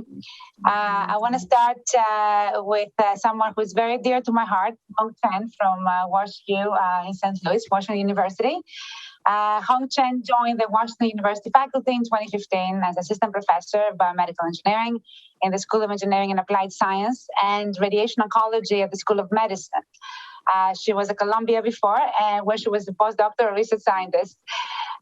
She received her PhD from the University of Washington. So Hong has done the round of the US at least, and maybe some of China with cavitation in knowledge in the process. So Hong, do you want to share some of your thoughts based on what was discussed today and where you think the discussion could go? Thank you so much for Alisa for the introduction. I have to agree with Alisa that my whole career is around bubbles.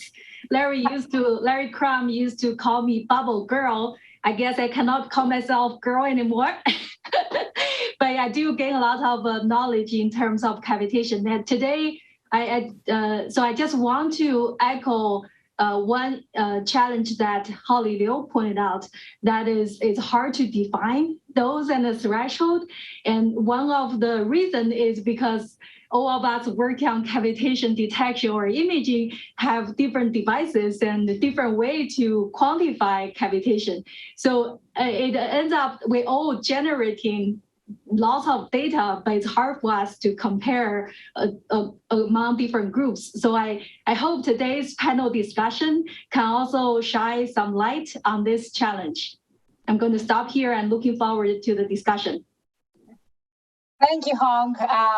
It's true that this is something that we want to fix as part of this workshop, to be more unified on the same page, if we can, at least in some regards, on cavitation detection and quantification. The next panelist joining us today is John Canada, who is Director of Research and Advanced Developments at Histosonics. John received his PhD degree in bioengineering from Penn State in 2004, and from 2005 to 2011, he was a research assistant professor in biomedical engineering at the University of Southern California. Since then, he has worked for Histosonics and currently serving as a director of research and advanced development there. He has co-authored more than 40 peer-reviewed journal articles related to medical ultrasound transducers and preclinical and clinical applications of histotripsy. So, John, the same thing as for Hong. Please share your thoughts after the excellent talks today. Hi, Lisa. Thanks for the introduction. And thank you all, the presenters. I found this to be a very informative and exciting set of talks, really diverse group and a diverse set of parameters discussed here. And I have to agree with the previous comment that there's quite a broad parameter space that we're talking about right now. And, in considering focused ultrasound, cavitation, and threshold and dose. And I guess I would add efficiency there too, depending on what you're trying to do with cavitation. So I really look forward to the discussion. Great, thank you. I'll let Megan introduce the other panelists. Okay, our next panelist probably should not need to be introduced at this point because we've dragged him back for the third week in a row to participate in this workshop. Professor Konstantin Kousios is the director of the Oxford Institute of Biomedical Engineering and holds a statutory chair in biomedical engineering at the University of Oxford. He founded and heads the Biomedical Ultrasonics, Biotherapy, and Biopharmaceuticals Laboratory, or Bubble, and his research focuses on cavitation, enhanced drug delivery, immunomodulation, and minimally invasive surgery. He's also founder and director of Oxonics and Orthoson-Limited.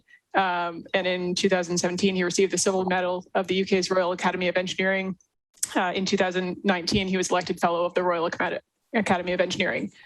I probably don't need to mention Konstantin's many efforts in cavitation monitoring and cavitation mediated therapy. So welcome, and can you give us your thoughts on what we saw so far today? Thank you very much, Megan, for the kind introduction, and I'm delighted to be here. First of all, my big thank you to all the speakers for extremely thorough overview talks that have reached across a very broad range of ultrasound regimes and cavitational behaviors. My thoughts in stepping back are to what extent it would be possible or even achievable to reach common metrics for what I would call relatively low intensity nucleated cavitation activity versus very high intensity unnucleated cavitation activity, because one of the things that stood out for me this morning is the very different behaviors witnessed by the first 2 to 3 talks versus the last 2 to 3 talks, particularly Adam and Eli's looking at the much higher intensity regimes. And the second is actually to agree with Hong Chen's point that we desperately need, if we're going to stand a chance of even doing that, to find a way to arrive at a common denominator, at a common set of reported metrics in units and using systems that can be uniformly deployed across laboratories in order to make some of these comparisons more achievable. We are a small field, and we need to find a way to unify our language for our collective sakes and for achieving regulatory translation of all these great technologies in the near future. Thank you. Megan, I think you're on mute. Thank you. Thank you, Constantine. So next, I'd like to welcome John Eisenbray. Dr. Eisenbray is an associate professor of radiology at Thomas Jefferson University. His research focuses include diagnostic and therapeutic applications of contrast-enhanced ultrasound, interventional oncology, drug delivery, and emerging applications in photoacoustic imaging. Welcome, and can you give us your opening thoughts? Yeah, thank you. Good morning, everyone. Really enjoyed all 5 talks and certainly appreciate the opportunity to be here and share some thoughts. I think the thing that probably struck me the most is how far the field has really come in the last 10 years. You know, when I think back 10 years ago, you know, it was a lot of single bubble modeling and experiments in mice. And now, you know, we're everywhere. I saw in Dr. Lou's talk, I believe there's 8 clinical trials with blood-brain barrier opening using contrast. So really remarkable. I think for the discussion's sake, I'd love to focus a little bit more on some of the translational aspects, particularly in the clinic. You know, there were several questions and concerns raised with different perspectives. One of which I think Dr. Holland, you spoke about, you know, is more cavitation better? Is there this Goldilocks effect? And I think the answers to these are really going to be application specific. And now that we're finally getting to that point and seeing lots of different clinical indications and applications, I'd love to kind of expand a little bit and not just use a one-size-fits-all approach when we're describing cavitation. Thank you. Looking forward to it. Great, thank you. And finally, and certainly not least, I'd like to introduce Professor Gail Terhar from the Institute of Cancer Research in the UK. Gail has made numerous and extensive contributions to understanding ultrasound-induced bioeffects, including thermal and cavitation-mediated changes. She has many accolades that we could speak to, but just to name a few, she's the founding president of the International Society for Therapeutic Ultrasound. She is an honorary member of the British Medical Ultrasound Society, honorary fellow of the American Institute for Ultrasound and Medicine, and fellow of both the Acoustical Society of America and Institute for Physics and Engineering and Medicine, among, I think, many other things. So we're very fortunate to have Dr. Terhar with us today. And can you please let us know your thoughts? Thank you very much, Megan. I'd like to add my thanks to everyone else's, to the speakers, the excellent talks. I think what the talks did was actually serve to make me even more confused than I was before about how we should be describing cavitation. We've got such a wide range of different uses of bubbles. And as Constantine said, we go from the high intensity intrinsic ones to the where we have introduced bubbles, we use much lower intensities. One thing I think we do need to probably add to our discussion is why we want to describe thresholds and doses. Clearly for treatment planning, we do need to know the thresholds because we need to be able to plan our treatments as safely as we can.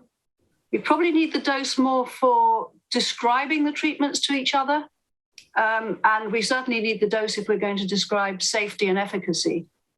Constantine said it's a small field, but I think what we have to remember is it's growing rapidly. As we get more and more clinical trials, it will get more and more interest. And if we're going to be taken seriously, then we have to have our dose descriptors, our exposure descriptors certainly, but hopefully our dose descriptors well thought out. If you compare it with radiotherapy, for example, you can't do treatments unless you can actually describe your dose. So I think what we're doing in these workshops is really important. Sure, we won't solve the problems in the next 3 weeks, but let's think about it a bit more deeply. Great, thank you. I'd like to just start the discussion. I think that it was clear, and this was mentioned by some of our panelists, that there is a very big difference between different applications in how we define dose and what cavitation dose relates to in terms of bioeffects.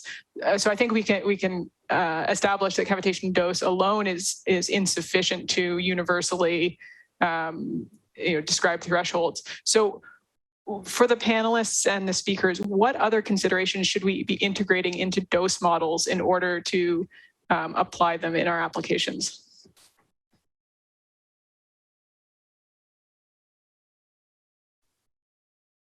Maybe Gail can take that, if you don't mind, Gail.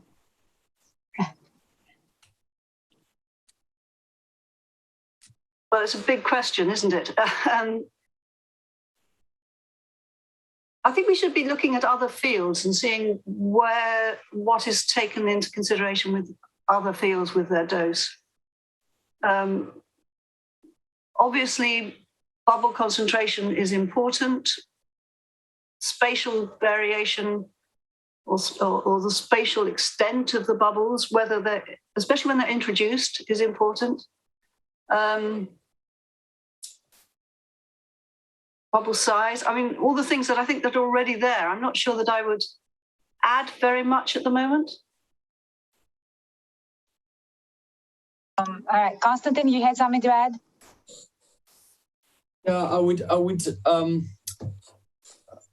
I would propose a slightly different dimension to this, which is it would be really interesting to try and understand what it is at the interface between the bubble and the surrounding tissue that we really need to understand. I mean, I think everything Gail has said is absolutely spot on. You know, bubble density matters.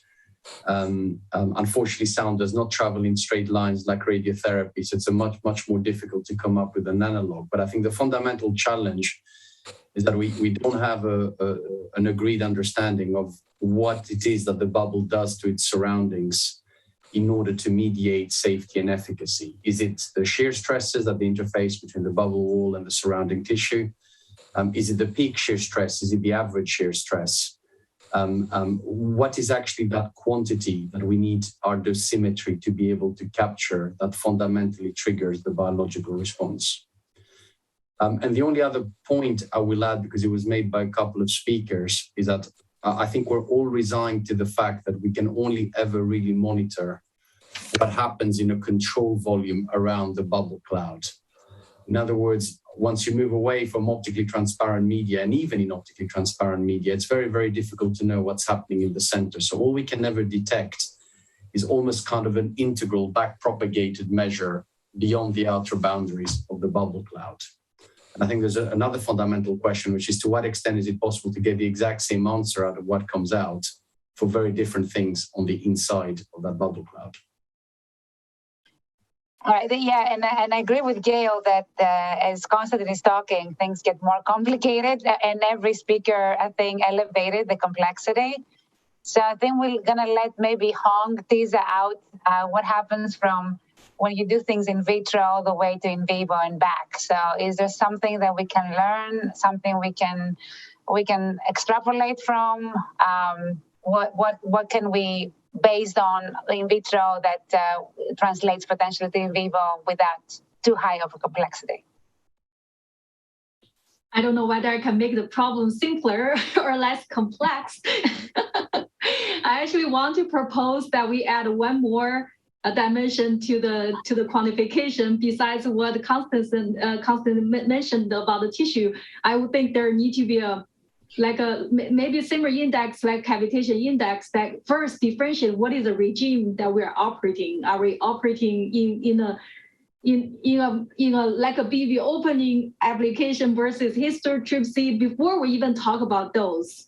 Otherwise, I think it's hard to have a united one dose and apply to all. And regarding how we can learn from in vitro study and hopefully can help with our in vivo study. So I think the challenges with the setup for the in vitro always has limitation to represent the complex boundary condition, the wave propagation, everything we are dealing with in vivo. So I think in vitro application, in vitro study always serve purpose of testing specific hypothesis under simplified condition. But if we want to come up with measurement that guide therapeutic application, I would think definitely we will need in vivo measurement. I don't think I make things less complex. I'm so sorry. No. I think you did help tease out, I think, the pressure. I think that you said that you go from BBB opening all the way to histotripsy and then boiling histotripsy, like Adam mentioned. So let's start with low pressures. Maybe Howley can share with us. There were some things that there are some things that translate from one lab to the other when it comes to Blabberingberry opening, right? So what you mentioned with the mechanical index, it goes across species, across groups, you get the opening, stable cavitation is there, inertial sometimes, and then we can start talking about potentially inertial, whether it equates to damage or not, then that will be for Christy, because that's a tough question. But Howley, can you tell us about what we've learned from what translates to other labs, what and what not? Yeah, thank you, Elisa. So far, I think mechanical index probably a good index, but probably we can find another better one. But so far, I think a mechanical index probably the numerator of what we can solve from the Blabberingberry opening. Of course, the mechanical index probably not a forever one, because sometimes we found a different burst length or different repetition frequency may affect the threshold of the mechanical index. So even the mechanical index can provide a pretty good predictions, but sometimes it could still be a limited values. So that definitely need to be thinking more. All right. So for the other side of the spectrum, maybe Christy can say, how it translates to higher pressures, mechanical index, or maybe something else. Both the mechanical index and this cavitation index that Ken put together to track the threshold of inertial and stable cavitation separately, that's just a threshold. And I think while a threshold's important for blood-brain barrier disruption, I'm not sure, as long as you exceed the threshold in vivo, that's enough said. And I don't think the indices are going to track the actual bioeffect. And in order to have a useful index for therapy, you need to tie it to a specific beneficial bioeffect, which is the therapeutic effect. And those therapeutic effects currently are defined by clinical metrics. And so for each of the therapy destinations, essentially, you're going to have a different clinical metric, which we're racing, essentially. And I think so it's very application specific, in my opinion, which is why I advocated that we would partner with those experts in the actual biological response. Because what matters is that we get the biological response that we want without the deleterious side effects that we want. And it could be that the threshold of cavitation tracks well with that, but I doubt it because we're usually above that threshold in order to it's a cause and effect game. And the effect currently is defined clinically.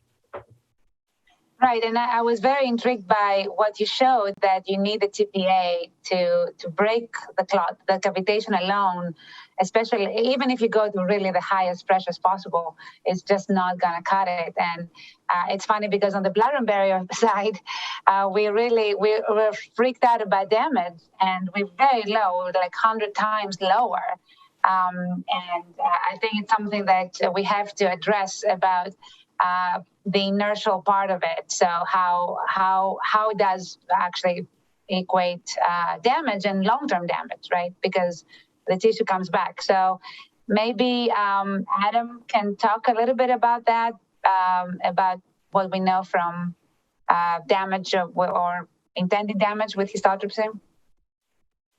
Sure. So I think one of the key aspects of it is that cavitation activity, or the presence of cavitation or bubbles or boiling bubbles is necessary for histotripsy, but it isn't.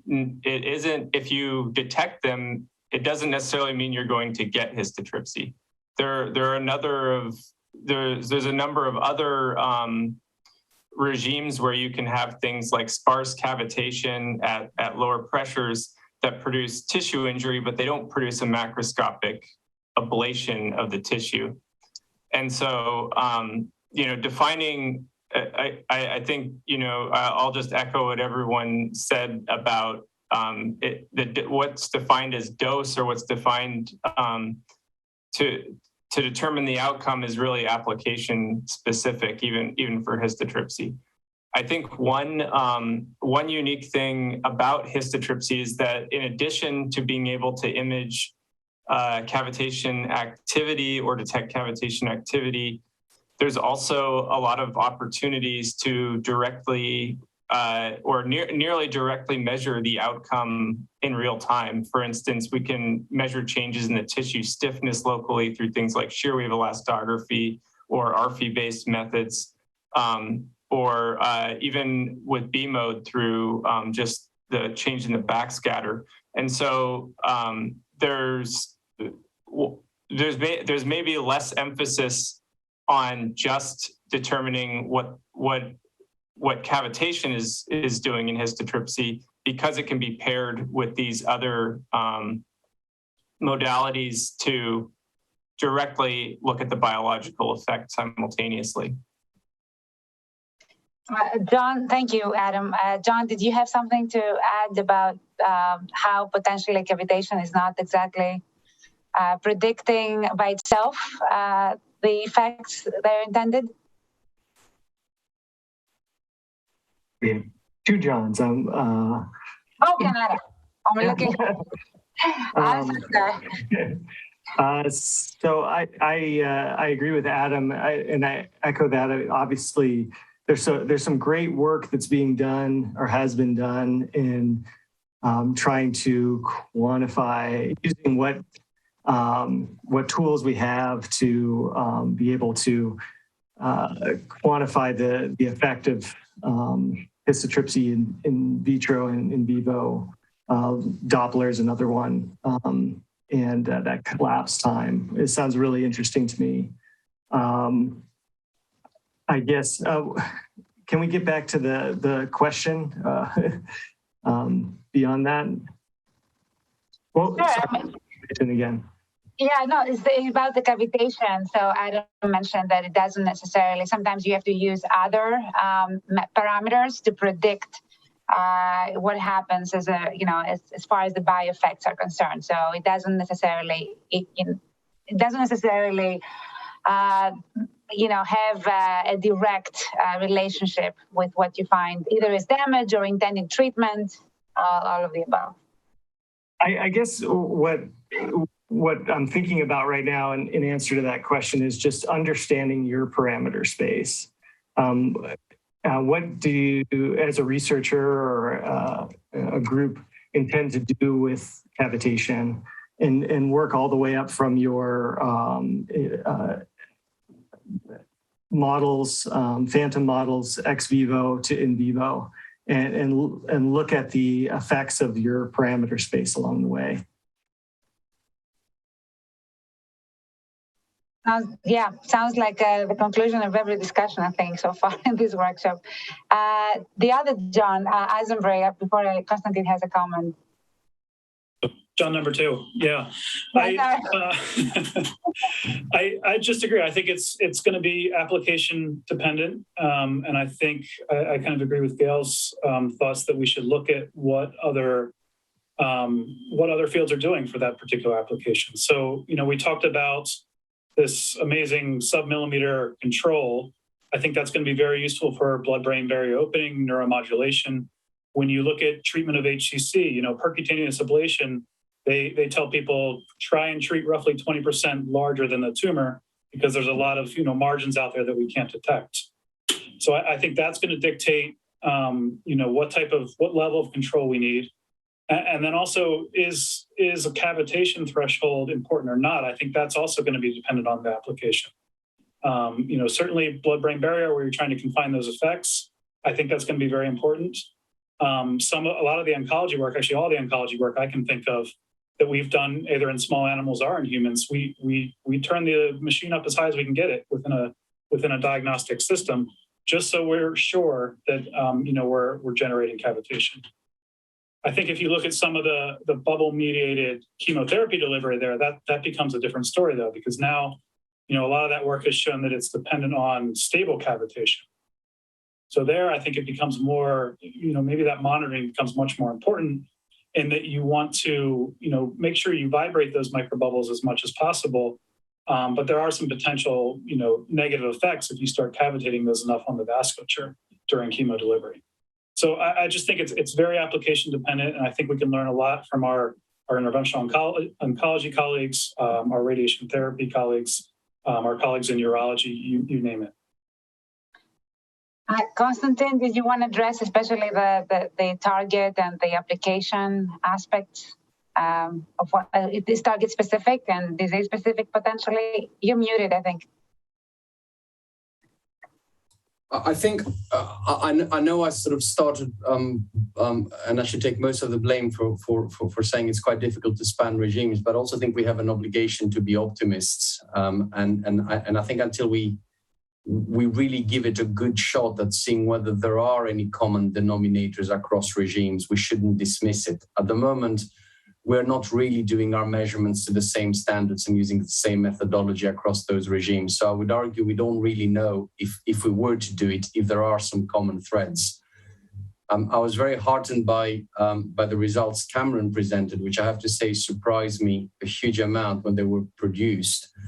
That if you actually start looking at your cavitation dose spatio-temporally and over a volume using a calibrated receiver, you can actually predict the amount of hemolysis that is caused using different cavitation nucleation agents, different pressure amplitudes, and different exposure regimes and duty cycles.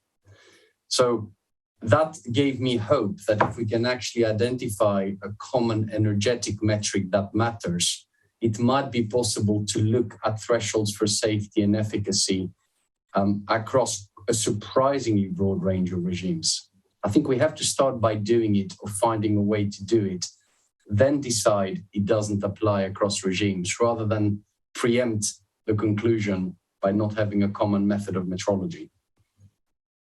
Yeah, I think it's nice to keep it a little bit brighter than it's very complex. I agree. And also from the Blabberingberry opening side, we have very nice correlation between the opening volume and the cavitation dose. It's almost a linear relationship with any bubble you use or any group. So this is definitely something that you can predict from that. So we're going to take it now to the people who are attending, and there's several questions that I'm going to have Megan sort those through. We can have our audience probably guide the discussion now.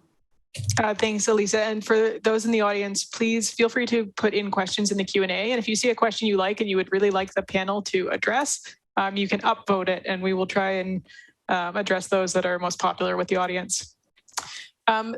So the first one that I'd like to talk about is one that's come up in other weeks as well. It's sort of how do we define the area of treatment when computing a cavitation dose when there are not obvious boundaries like a vessel wall boundary? So I sort of interpret this in the context of what we were discussing, which is really we can determine, or we're really detecting sound, coming from a volume and from the boundary of that volume, and we're losing what's occurring in the bubble cloud due to shielding as well as interaction of bubbles that are destructively interfering on a subdiffraction scale, and we can't isolate those at our receivers. So how can do we need to, and if we do, how can we address that we're really seeing a very limited picture of what's going on? And in the case of something vascular, we're not necessarily actually imaging that bubble acting on that vessel.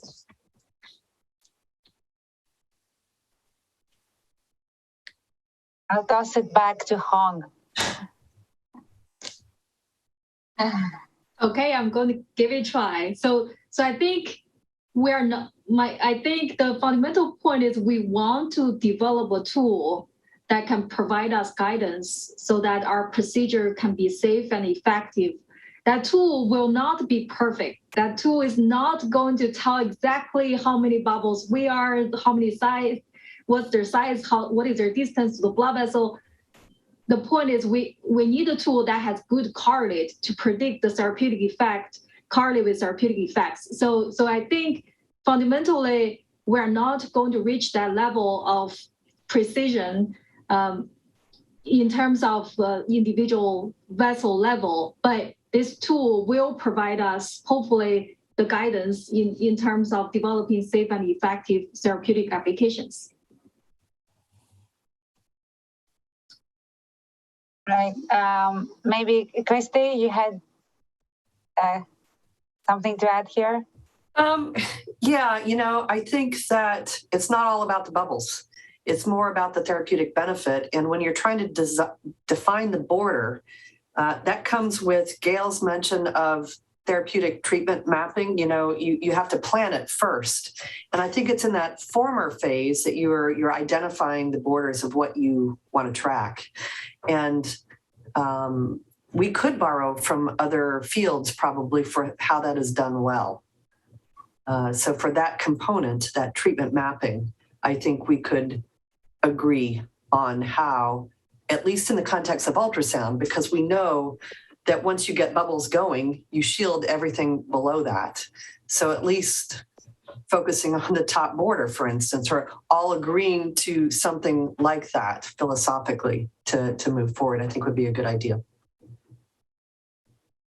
And then Gail, do you think that we can learn something from other therapeutic techniques out there? Yes, I think we can. And I also think it's important that we remember that we're not only interested in cavitation in our target volume, we need to be sure that we're not getting cavitation above the threshold level, especially when we're treating well above the threshold. We need to be sure that we're not getting cavitation above the threshold where we don't want it. So yes, it is important to know what volumes you're measuring your dose in, and maybe you have to choose 2 or 3 different volumes in any one clinical treatment. The region you're interested in, a margin region, and a safety region, just as you would if you were heating, for example. So in many ways, we're talking about a map, overlaying maps of threshold to predict where the treatment zone is and where the danger zone is. So that's where you might use your threshold, as well as the calibration of the therapy beam as well. Exactly. And yeah, on top it's of it's a very similar problem to the thermal one, I think. Correct. To Gail's point, I'm delighted she mentioned heat. I think there's a huge amount for us to learn on how thermal dose has been adapted from a point measurement to account for how it varies temporally and spatially, and within the target region and outside the target region. I think that's what you were referring to Gail, which is the evolution of the original separator and dew formulation for 3D volumetric prediction of thermal treatments. I think that's definitely something worth looking at as a community. There is a question in the Q&A about has there been any one cavitation dose metric applied in a variety of applications, such that we have an idea of any universality? Does anybody want to discuss that or think about whether there is something there that translates or transcends? One thing I can add is that calibrating the array, the receive array, is not, although Michael Gray's paper is wonderful, it's not that easy to do. You have to break into individual elements in order to get the sensitivity of absolutely all your elements down an array. And so it's a very laborious process. We've done it. We haven't put it integrated into our papers yet, just because it really takes a minute to do that. And I think we need to realize that requiring that of all the labs is going to be challenging. So, yeah. I agree with that entirely, but I think in the fullness of time we might be able to actually convince the manufacturers who sell these probes for passive mapping to actually do it in the same way that hydrophones or other receivers are calibrated. So we don't calibrate hydrophones in our own labs very often either.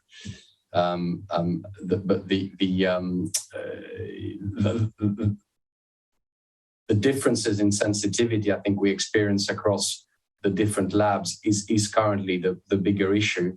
And to Elisa's question, I think what we have all done, I think almost every speaker and panelist on here, which I can think as the only universal metric, is actually separated acoustic emissions into narrowband and broadband in some shape or form as a first order distinguisher between non-inertial and inertial cavitation. We can't compare levels because, as Christy said, we're not all using the same calibrated sensors on receive. But I think if there is one metric that has gone through its phases across its different applications, it's that one. And I think we could build on that with further refinement to start expanding it across our different areas of interest. But I'd love for others to comment. Maybe Howley, do you want to talk about ultraharmonic and subharmonic, and also obviously, stable and broadband, and what is we have found that could be used fairly reliably, possibly? Thank you, Elisa. So I'm thinking about Konstantin's questions about can we first, the step is to easily separate the broadband and the narrowband. But sometimes we in our lab, we have difficulty to separate them because of the transducer, the receiver performance. Sometimes they will just mix it up.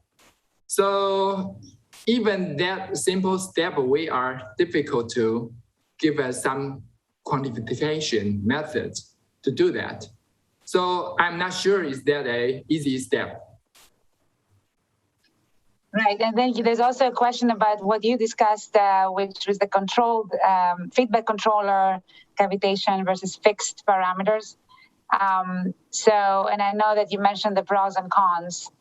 I was interested in histotripsy, whether that's something that is of concern, whether you have to control the level, or is it just a fixed parametric? Maybe I'd start with John Canada. And also you give us the industry perspective to Konstantin's statement about, potentially the industry, the companies that have these transducers that can also guide us through some more universal way of calibration. Well, we definitely need to keep things simple from an industry perspective, at least for our users. It certainly can be complex in the background.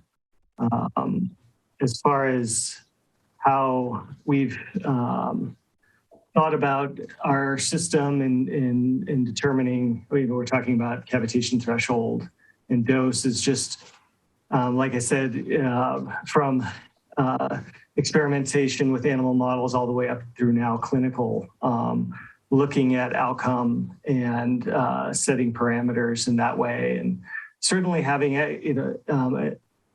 feedback to help us in the future is going to be really important when, especially when beam ultrasound, which our system is based on, is obscured for example, in the brain or ribs or something like that. So continuing to investigate these metrics for understanding not only just the location of the cavitation, and also the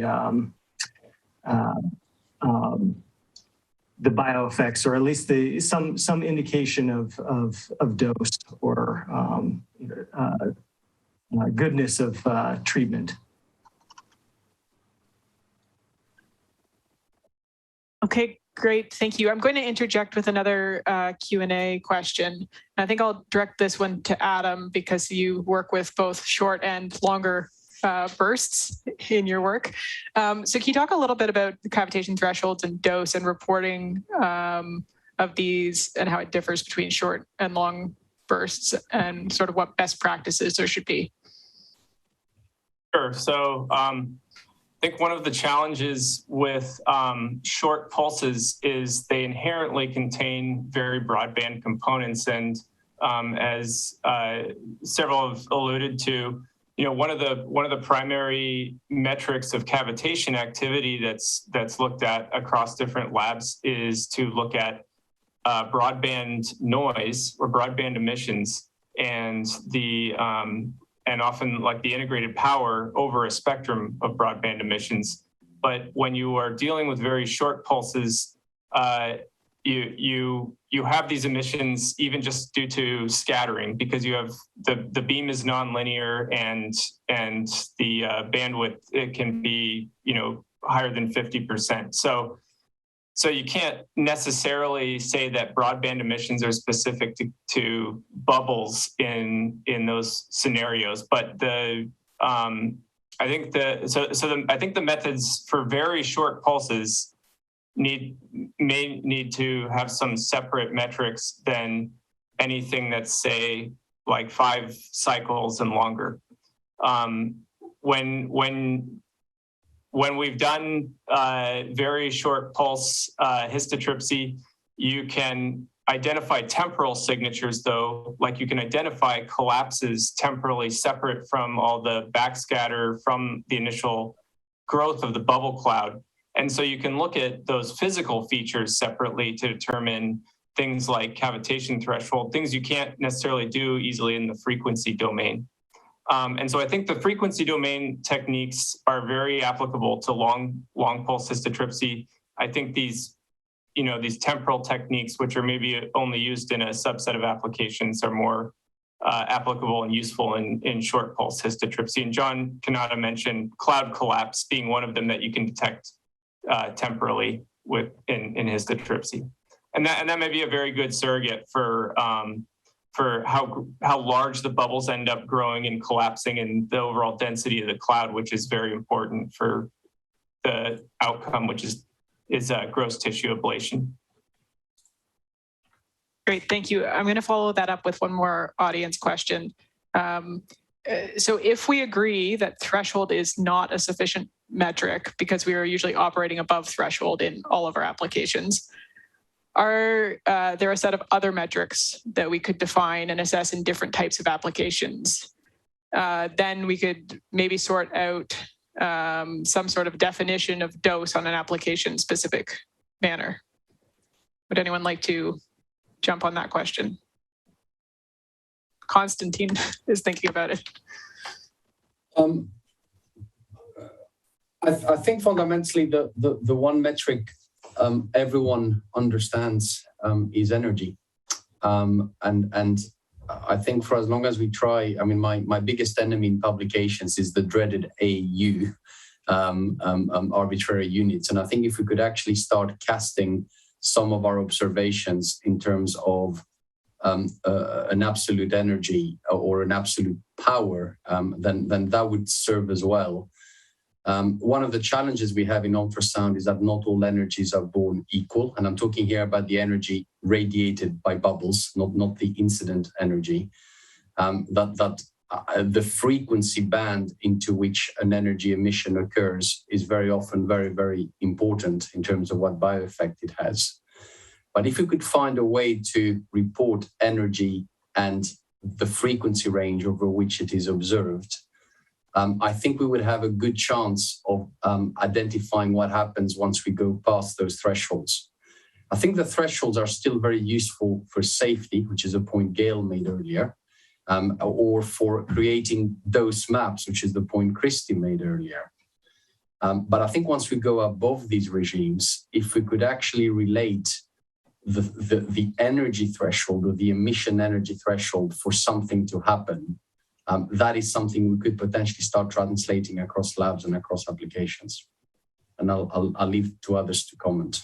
Along those lines, there was a question in the Q&A about exogenous bubbles versus obviously endogenous. So should we have 2 different metrics according to whether what cavitation, nuclei we causing or introducing? I want to hear John Eisenberg's opinion, because I know he also can bring the imaging perspective here, the contrast enhanced imaging. Yeah, so I'm assuming by endogenous bubbles, you're talking more about the histotripsy work. Oh, no, you even lower. I mean, you can cause cavitation, right, without having high pressure. That's interesting. I mean, I saw in the comment normalizing to bubble volume, which I think is an excellent metric, and that is one way that we can kind of standardize. Regarding actual energy, I agree that that is an ideal kind of target, regardless of endogenous or exogenous bubbles. The problem is, how do you quantify that easily in vivo and accurately? And what level of precision do you need? You know, that's going to vary in tissues, in depth, whether or not you're going through the skull. So even knowing the energy level in situ is a very problematic and challenging problem, I think, at some points. So I agree that's an excellent way to standardize it. I just am not convinced that we have good enough modeling at this point, really, to quantify that exactly. Our group, we've focused much more on looking at ultraharmonics. And that's difficult to quantify above a threshold, but it does let you identify where that threshold is, irrespective of where you're imaging. And then, the majority of our work as well is done in diagnostic scanners. So we just use the visual confirmation of the presence of microbubbles pre and post cavitation as kind of a quick and dirty, did we destroy the microbubbles or not? So we rely heavily, I think we can rely more heavily on the actual imaging components within ultrasound, all these commercially available nonlinear imaging packages, and really just take advantage of the fact that we can actually see these things at the same time. So I think that's one beneficial approach. Whether or not that is standardized, and I agree, above a certain cavitation threshold, it becomes a much more problematic, issue of quantification. But again, going back to earlier points, I think it's going to depend on the application of whether or not we need to know how far above that cavitation threshold we actually are. So those are my thoughts. Right. So along the same lines, there are two questions that come up also in the Q&A, and also I think after what Christy showed with the liposomes versus no liposomes, does it also matter what exogenous nuclei you have? Liposomes, some people here have used nanoparticles. So should we also have another metric for that? I'm assuming that question's for me. Yes. So people can jump in, obviously. Yeah, and I think what was nice about, first of all, let's talk units.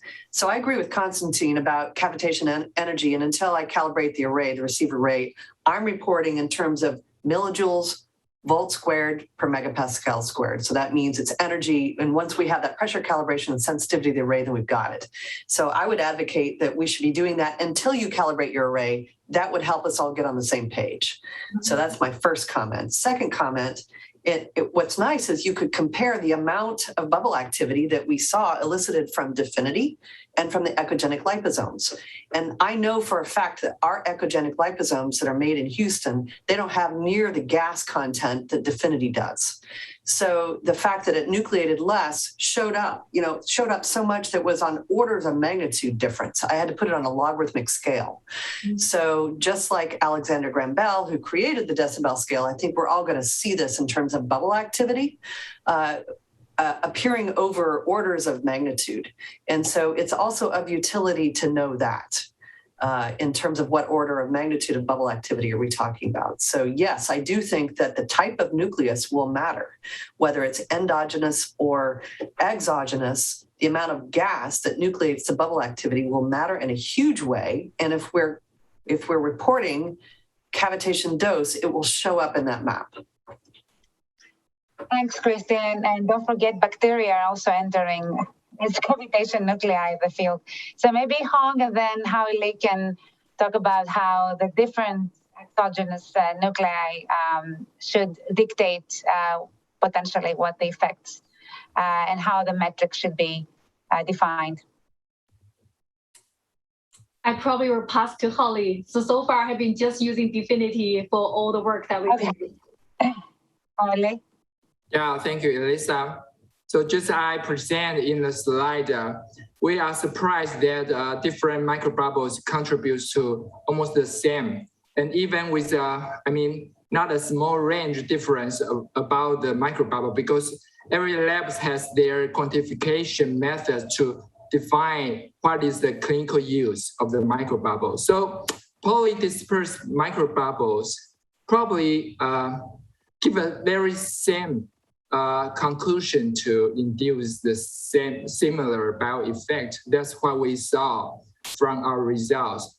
So maybe that's the only comments I can give. But other than that, something like the monodispersed microbubble, maybe Elisa can have some comments. Yes, thank you. And then, of course, the beam characteristics. So Cameron mentioned, obviously, the PSF, and then Eli talked about the F number. So should we also take that into account? So what is actually being transmitted into the tissue, and how potentially either endogenous or exogenous nuclei could respond? So maybe since Cameron is not here and neither is Eli, Constantine, you want to comment on that? Very happy to try and be both Cameron and Eli at the same time. I think if we get our cavitation dose metrics right, we should be able to make them independent of F number. Clearly, we need to understand and correct for the point spread function of our receiver, but how you produce the sound and how you produce the cavitation should be something that a good detection system can even out. And so I have actually agreed with a lot of what has been said in the last few sentences. I would actually go a step further. I think with a good normalized cavitation detection system, we can make it nuclei independent. Now, John made a comment earlier that I wanted to pick up on. He said chemotherapeutic delivery is dominated by stable cavitation. Well, yes, it is if you do it with microbubbles, because microbubbles only survive continued ultrasound excitation in a non-inertial cavitation regime. And once you inertially cavitate them, you break them. But if you use nuclei that sustained inertial cavitation, suddenly you find that inertial cavitation actually dominates the delivery process. So I think there are two different things. There is actually understanding that very often the answer you get is a function of the question you've posed and the type of nucleation agent you have used. But that doesn't affect our metrology and our dosology. A good cavitation mapping and detection system will be able to separate the non-inertial cavitation dose and the inertial cavitation dose in terms of energy metrics, irrespective of the F number of the transducer that has caused the cavitation and the cavitation nuclei that have generated those particular acoustic emissions in that particular frequency band. That is me being a glass half full kind of guy. I want and I need to believe that. Otherwise, we'll be having these workshops well into the next century. Yeah, all right, hopefully not, but yeah, John. I agree with that it's application specific. And one other factor that I think needs to be considered, and I think Eli and Adam also discussed on it, is just the role of tissue elasticity as well when we're talking about endogenous contrast. So I'm wondering, maybe Adam, since Eli's not here, do we need to do full tissue characterization first with, elastography or other techniques if we're actually going to normalize by gas volume? Because those clouds that at least I saw in Eli's presentation are so different depending on how stiff the tissue is. So it's just one more factor that we need to account for if we're going to actually predict bubble or gas volumes. Yeah, I think I think that's definitely one of the key metrics, that we look at with histotripsy is the tissue stiffness or the toughness of the tissue, because a lot of even single bubble models have correlated that with, suppressing cavitation activity. And so the nice thing is there are, these emerging techniques. I guess some of our are even further along, but to measure tissue stiffness at a gross scale. So doing preliminary measurements prior to the therapy may be part of therapy planning is mapping out the mechanical structure of the tissue, whether it's heterogeneous or homogeneous, and then making a decision about how you're going to apply your dose or your exposure in different locations throughout the tissue. Can I follow up on that?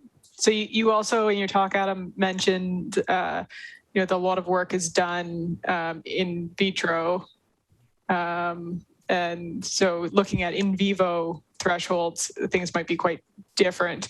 How much do you think we need to just reproduce everything that's been done to date in histotripsy or other fields? I mean, we look at Cameron's talk with the very nice trends in vitro with the hemolysis, and I wonder. Obviously, it's much harder to measure in vivo, but do some of these relationships hold, or does all this benchtop work go out the window? Well, I guess I can speak mostly for histotripsy, not all of cavitation, but I think there's already indirect evidence that the thresholds must be similar because we're able to do histotripsy in vivo. And that's been demonstrated in a number of preclinical experiments and even clinical trials without using pressures that are, much, much greater than what we see for in vitro. And so we know, at least, in a qualitative sense, and even in a semi-quantitative sense, that the thresholds must be somewhat similar. But identifying whether they're, the same, or that the simple models that we're using in vitro apply to in vivo, for like treatment planning purposes, we have to be a bit more precise. We can't just say, well, we think it's going to take 20 megapascals peak negative pressure, and then we'll just turn up the dial until we get cavitation.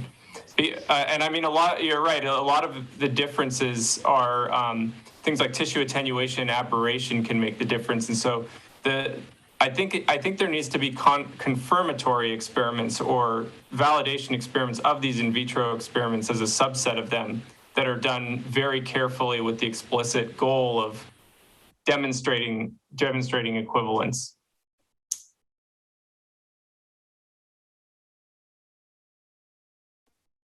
Right, that's actually very, very important to keep an eye on. Some thresholds do actually check, right?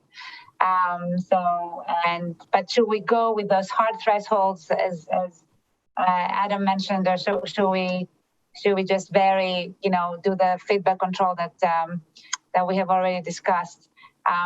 But there are some things that check from in vitro to in vivo, in a few cases, not in every case. The one thing that I think also Christy showed was the flow. And I think we talk about inertial and we think it's just like, like Christy mentioned and everybody else, I guess, where the bubble just collapses. But then there's other bubbles that are flowing.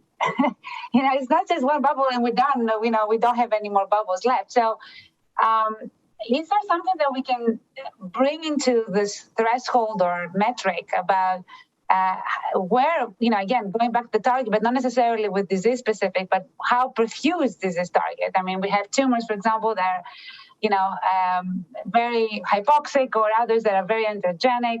The brain areas that have big arteries that cavitate, even if you shine an imaging transducer on them. So, and then can throw your cavitation detection. We've had some of that in our lab. So, how important is to use imaging, ultrasound or otherwise, to see the underlying perfusion of the tissue? So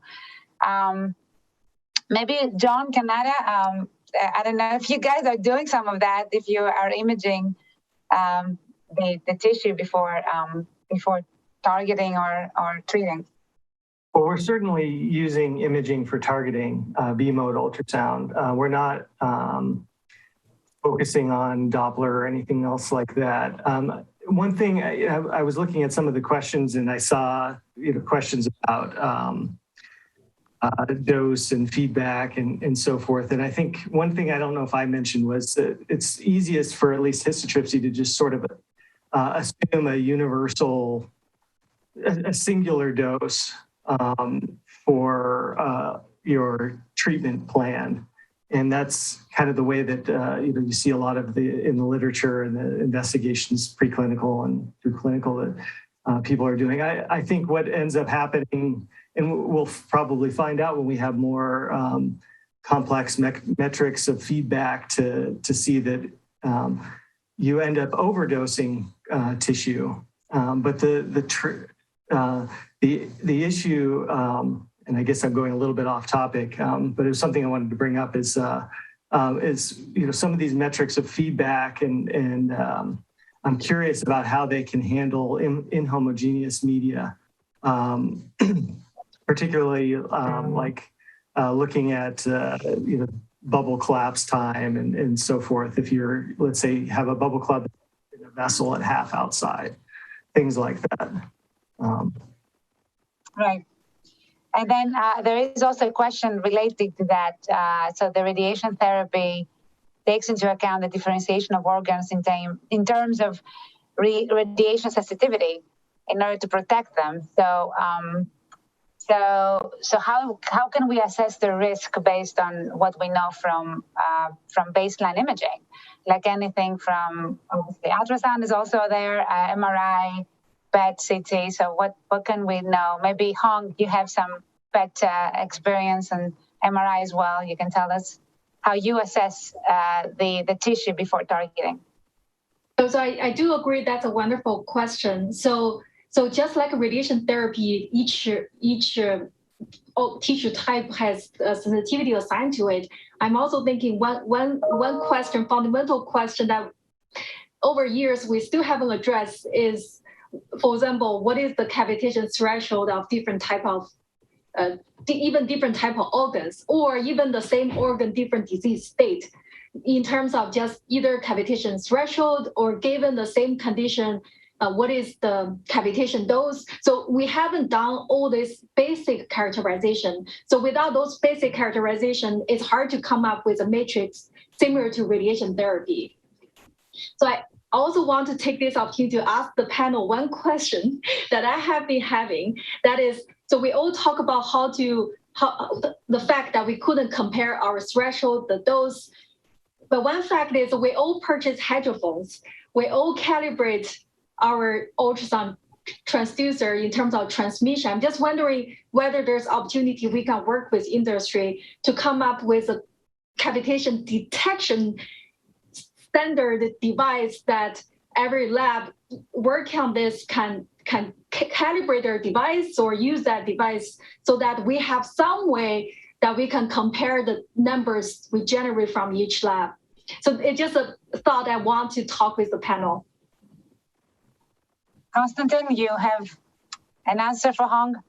I don't have an answer, but merely as someone who's had the privilege of being here 3 weeks in a row, I wanted to say that very point was raised very usefully in the last 2 weeks, and we had Sonic Concepts with us, and there was this excellent idea was touted of actually having a calibrated receiver or a calibrated transmitter that can be used to calibrate all receivers. And we even discussed the possibility of trying to make this into a low-cost, single-use disposable, so that you don't have to worry about whether your calibrated transmitter is calibrated every time. You have a very simple source that is actually the same every single time, that allows you to report the characteristics of your receiver. And I think that will be one of the recommendations that has come out, at least out of the first part of the workshop. And if you'll agree, we can strengthen it and endorse it in this part of the workshop too. If I want to remember, this was just in free water, right? It was just to calibrate, not necessarily, right? Just, but we have no, but then you can derate it or adjust it for what your target is or whatever. Yeah, once you have a calibrated transmitter, I mean, to the question about the different tissue layers, we have two things to contend with, right? Once we have different tissue layers, we need to account for the different attenuation in the way the the radiated field reaches the calibrated receiver. So having something we can replace the bubbles with as a calibrated transmitter would allow us to account for that attenuation across labs. But this is all about establishing a widely reportable cavitation dose. Once we have that widely reportable cavitation dose, very clearly, the thresholds will be different in different tissues. And there's a lot of excellent work that was done by Adam, Maxwell, and Eli and the Histotripsy crowd, showing that the exact same level of histotripsy bubble activity resulted in very different thresholds for damage in muscle, in liver, in tendon. So the viscoelastic properties of the tissue clearly have a lot to do with it. We will never be able to have the same cavitation safety metrics in different tissues.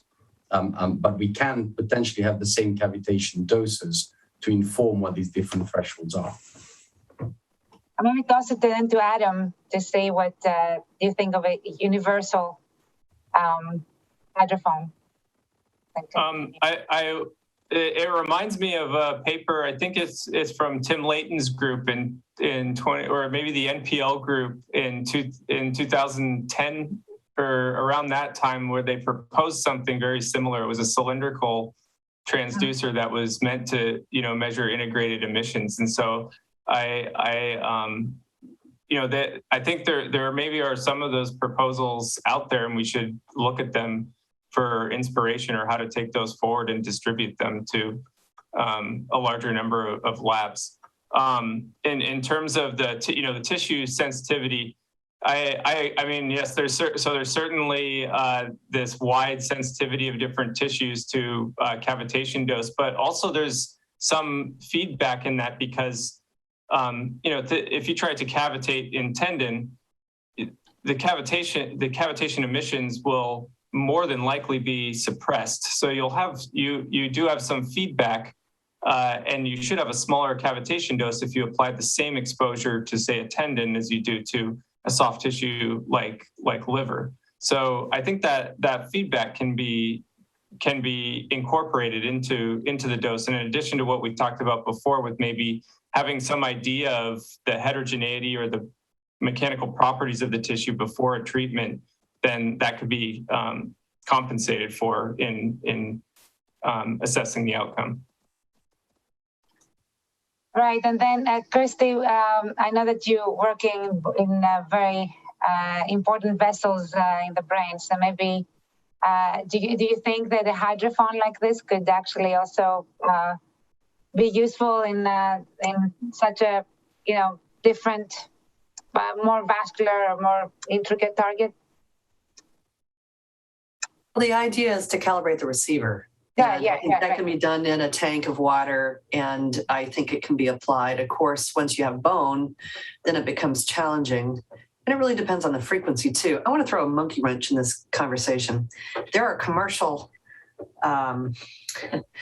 products that don't just use a single frequency or band of frequencies. They actually dither the frequency, and in order to avoid heating of the transducer. And I think at some point, those of us in the group here need to deal with that because it's really hard to have a calibrated PCD or array if the frequency is changing,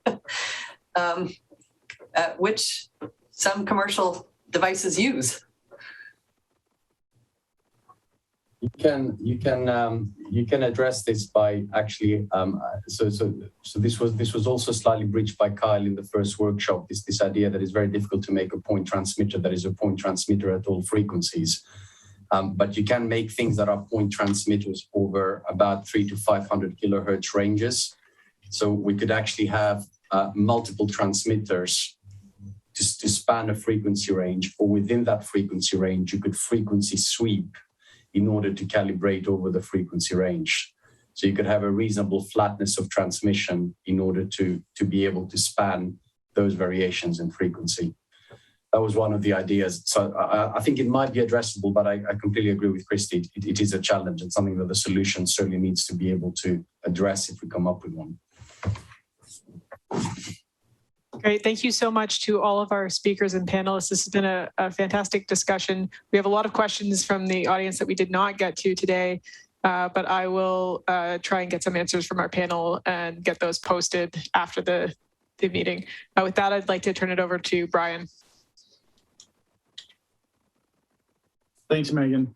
I want to thank all the speakers for today and all of the wonderful discussions that we've had. You heard a lot today about exogenous contrast or exogenously introduced bubbles, and that's actually a talk for next week.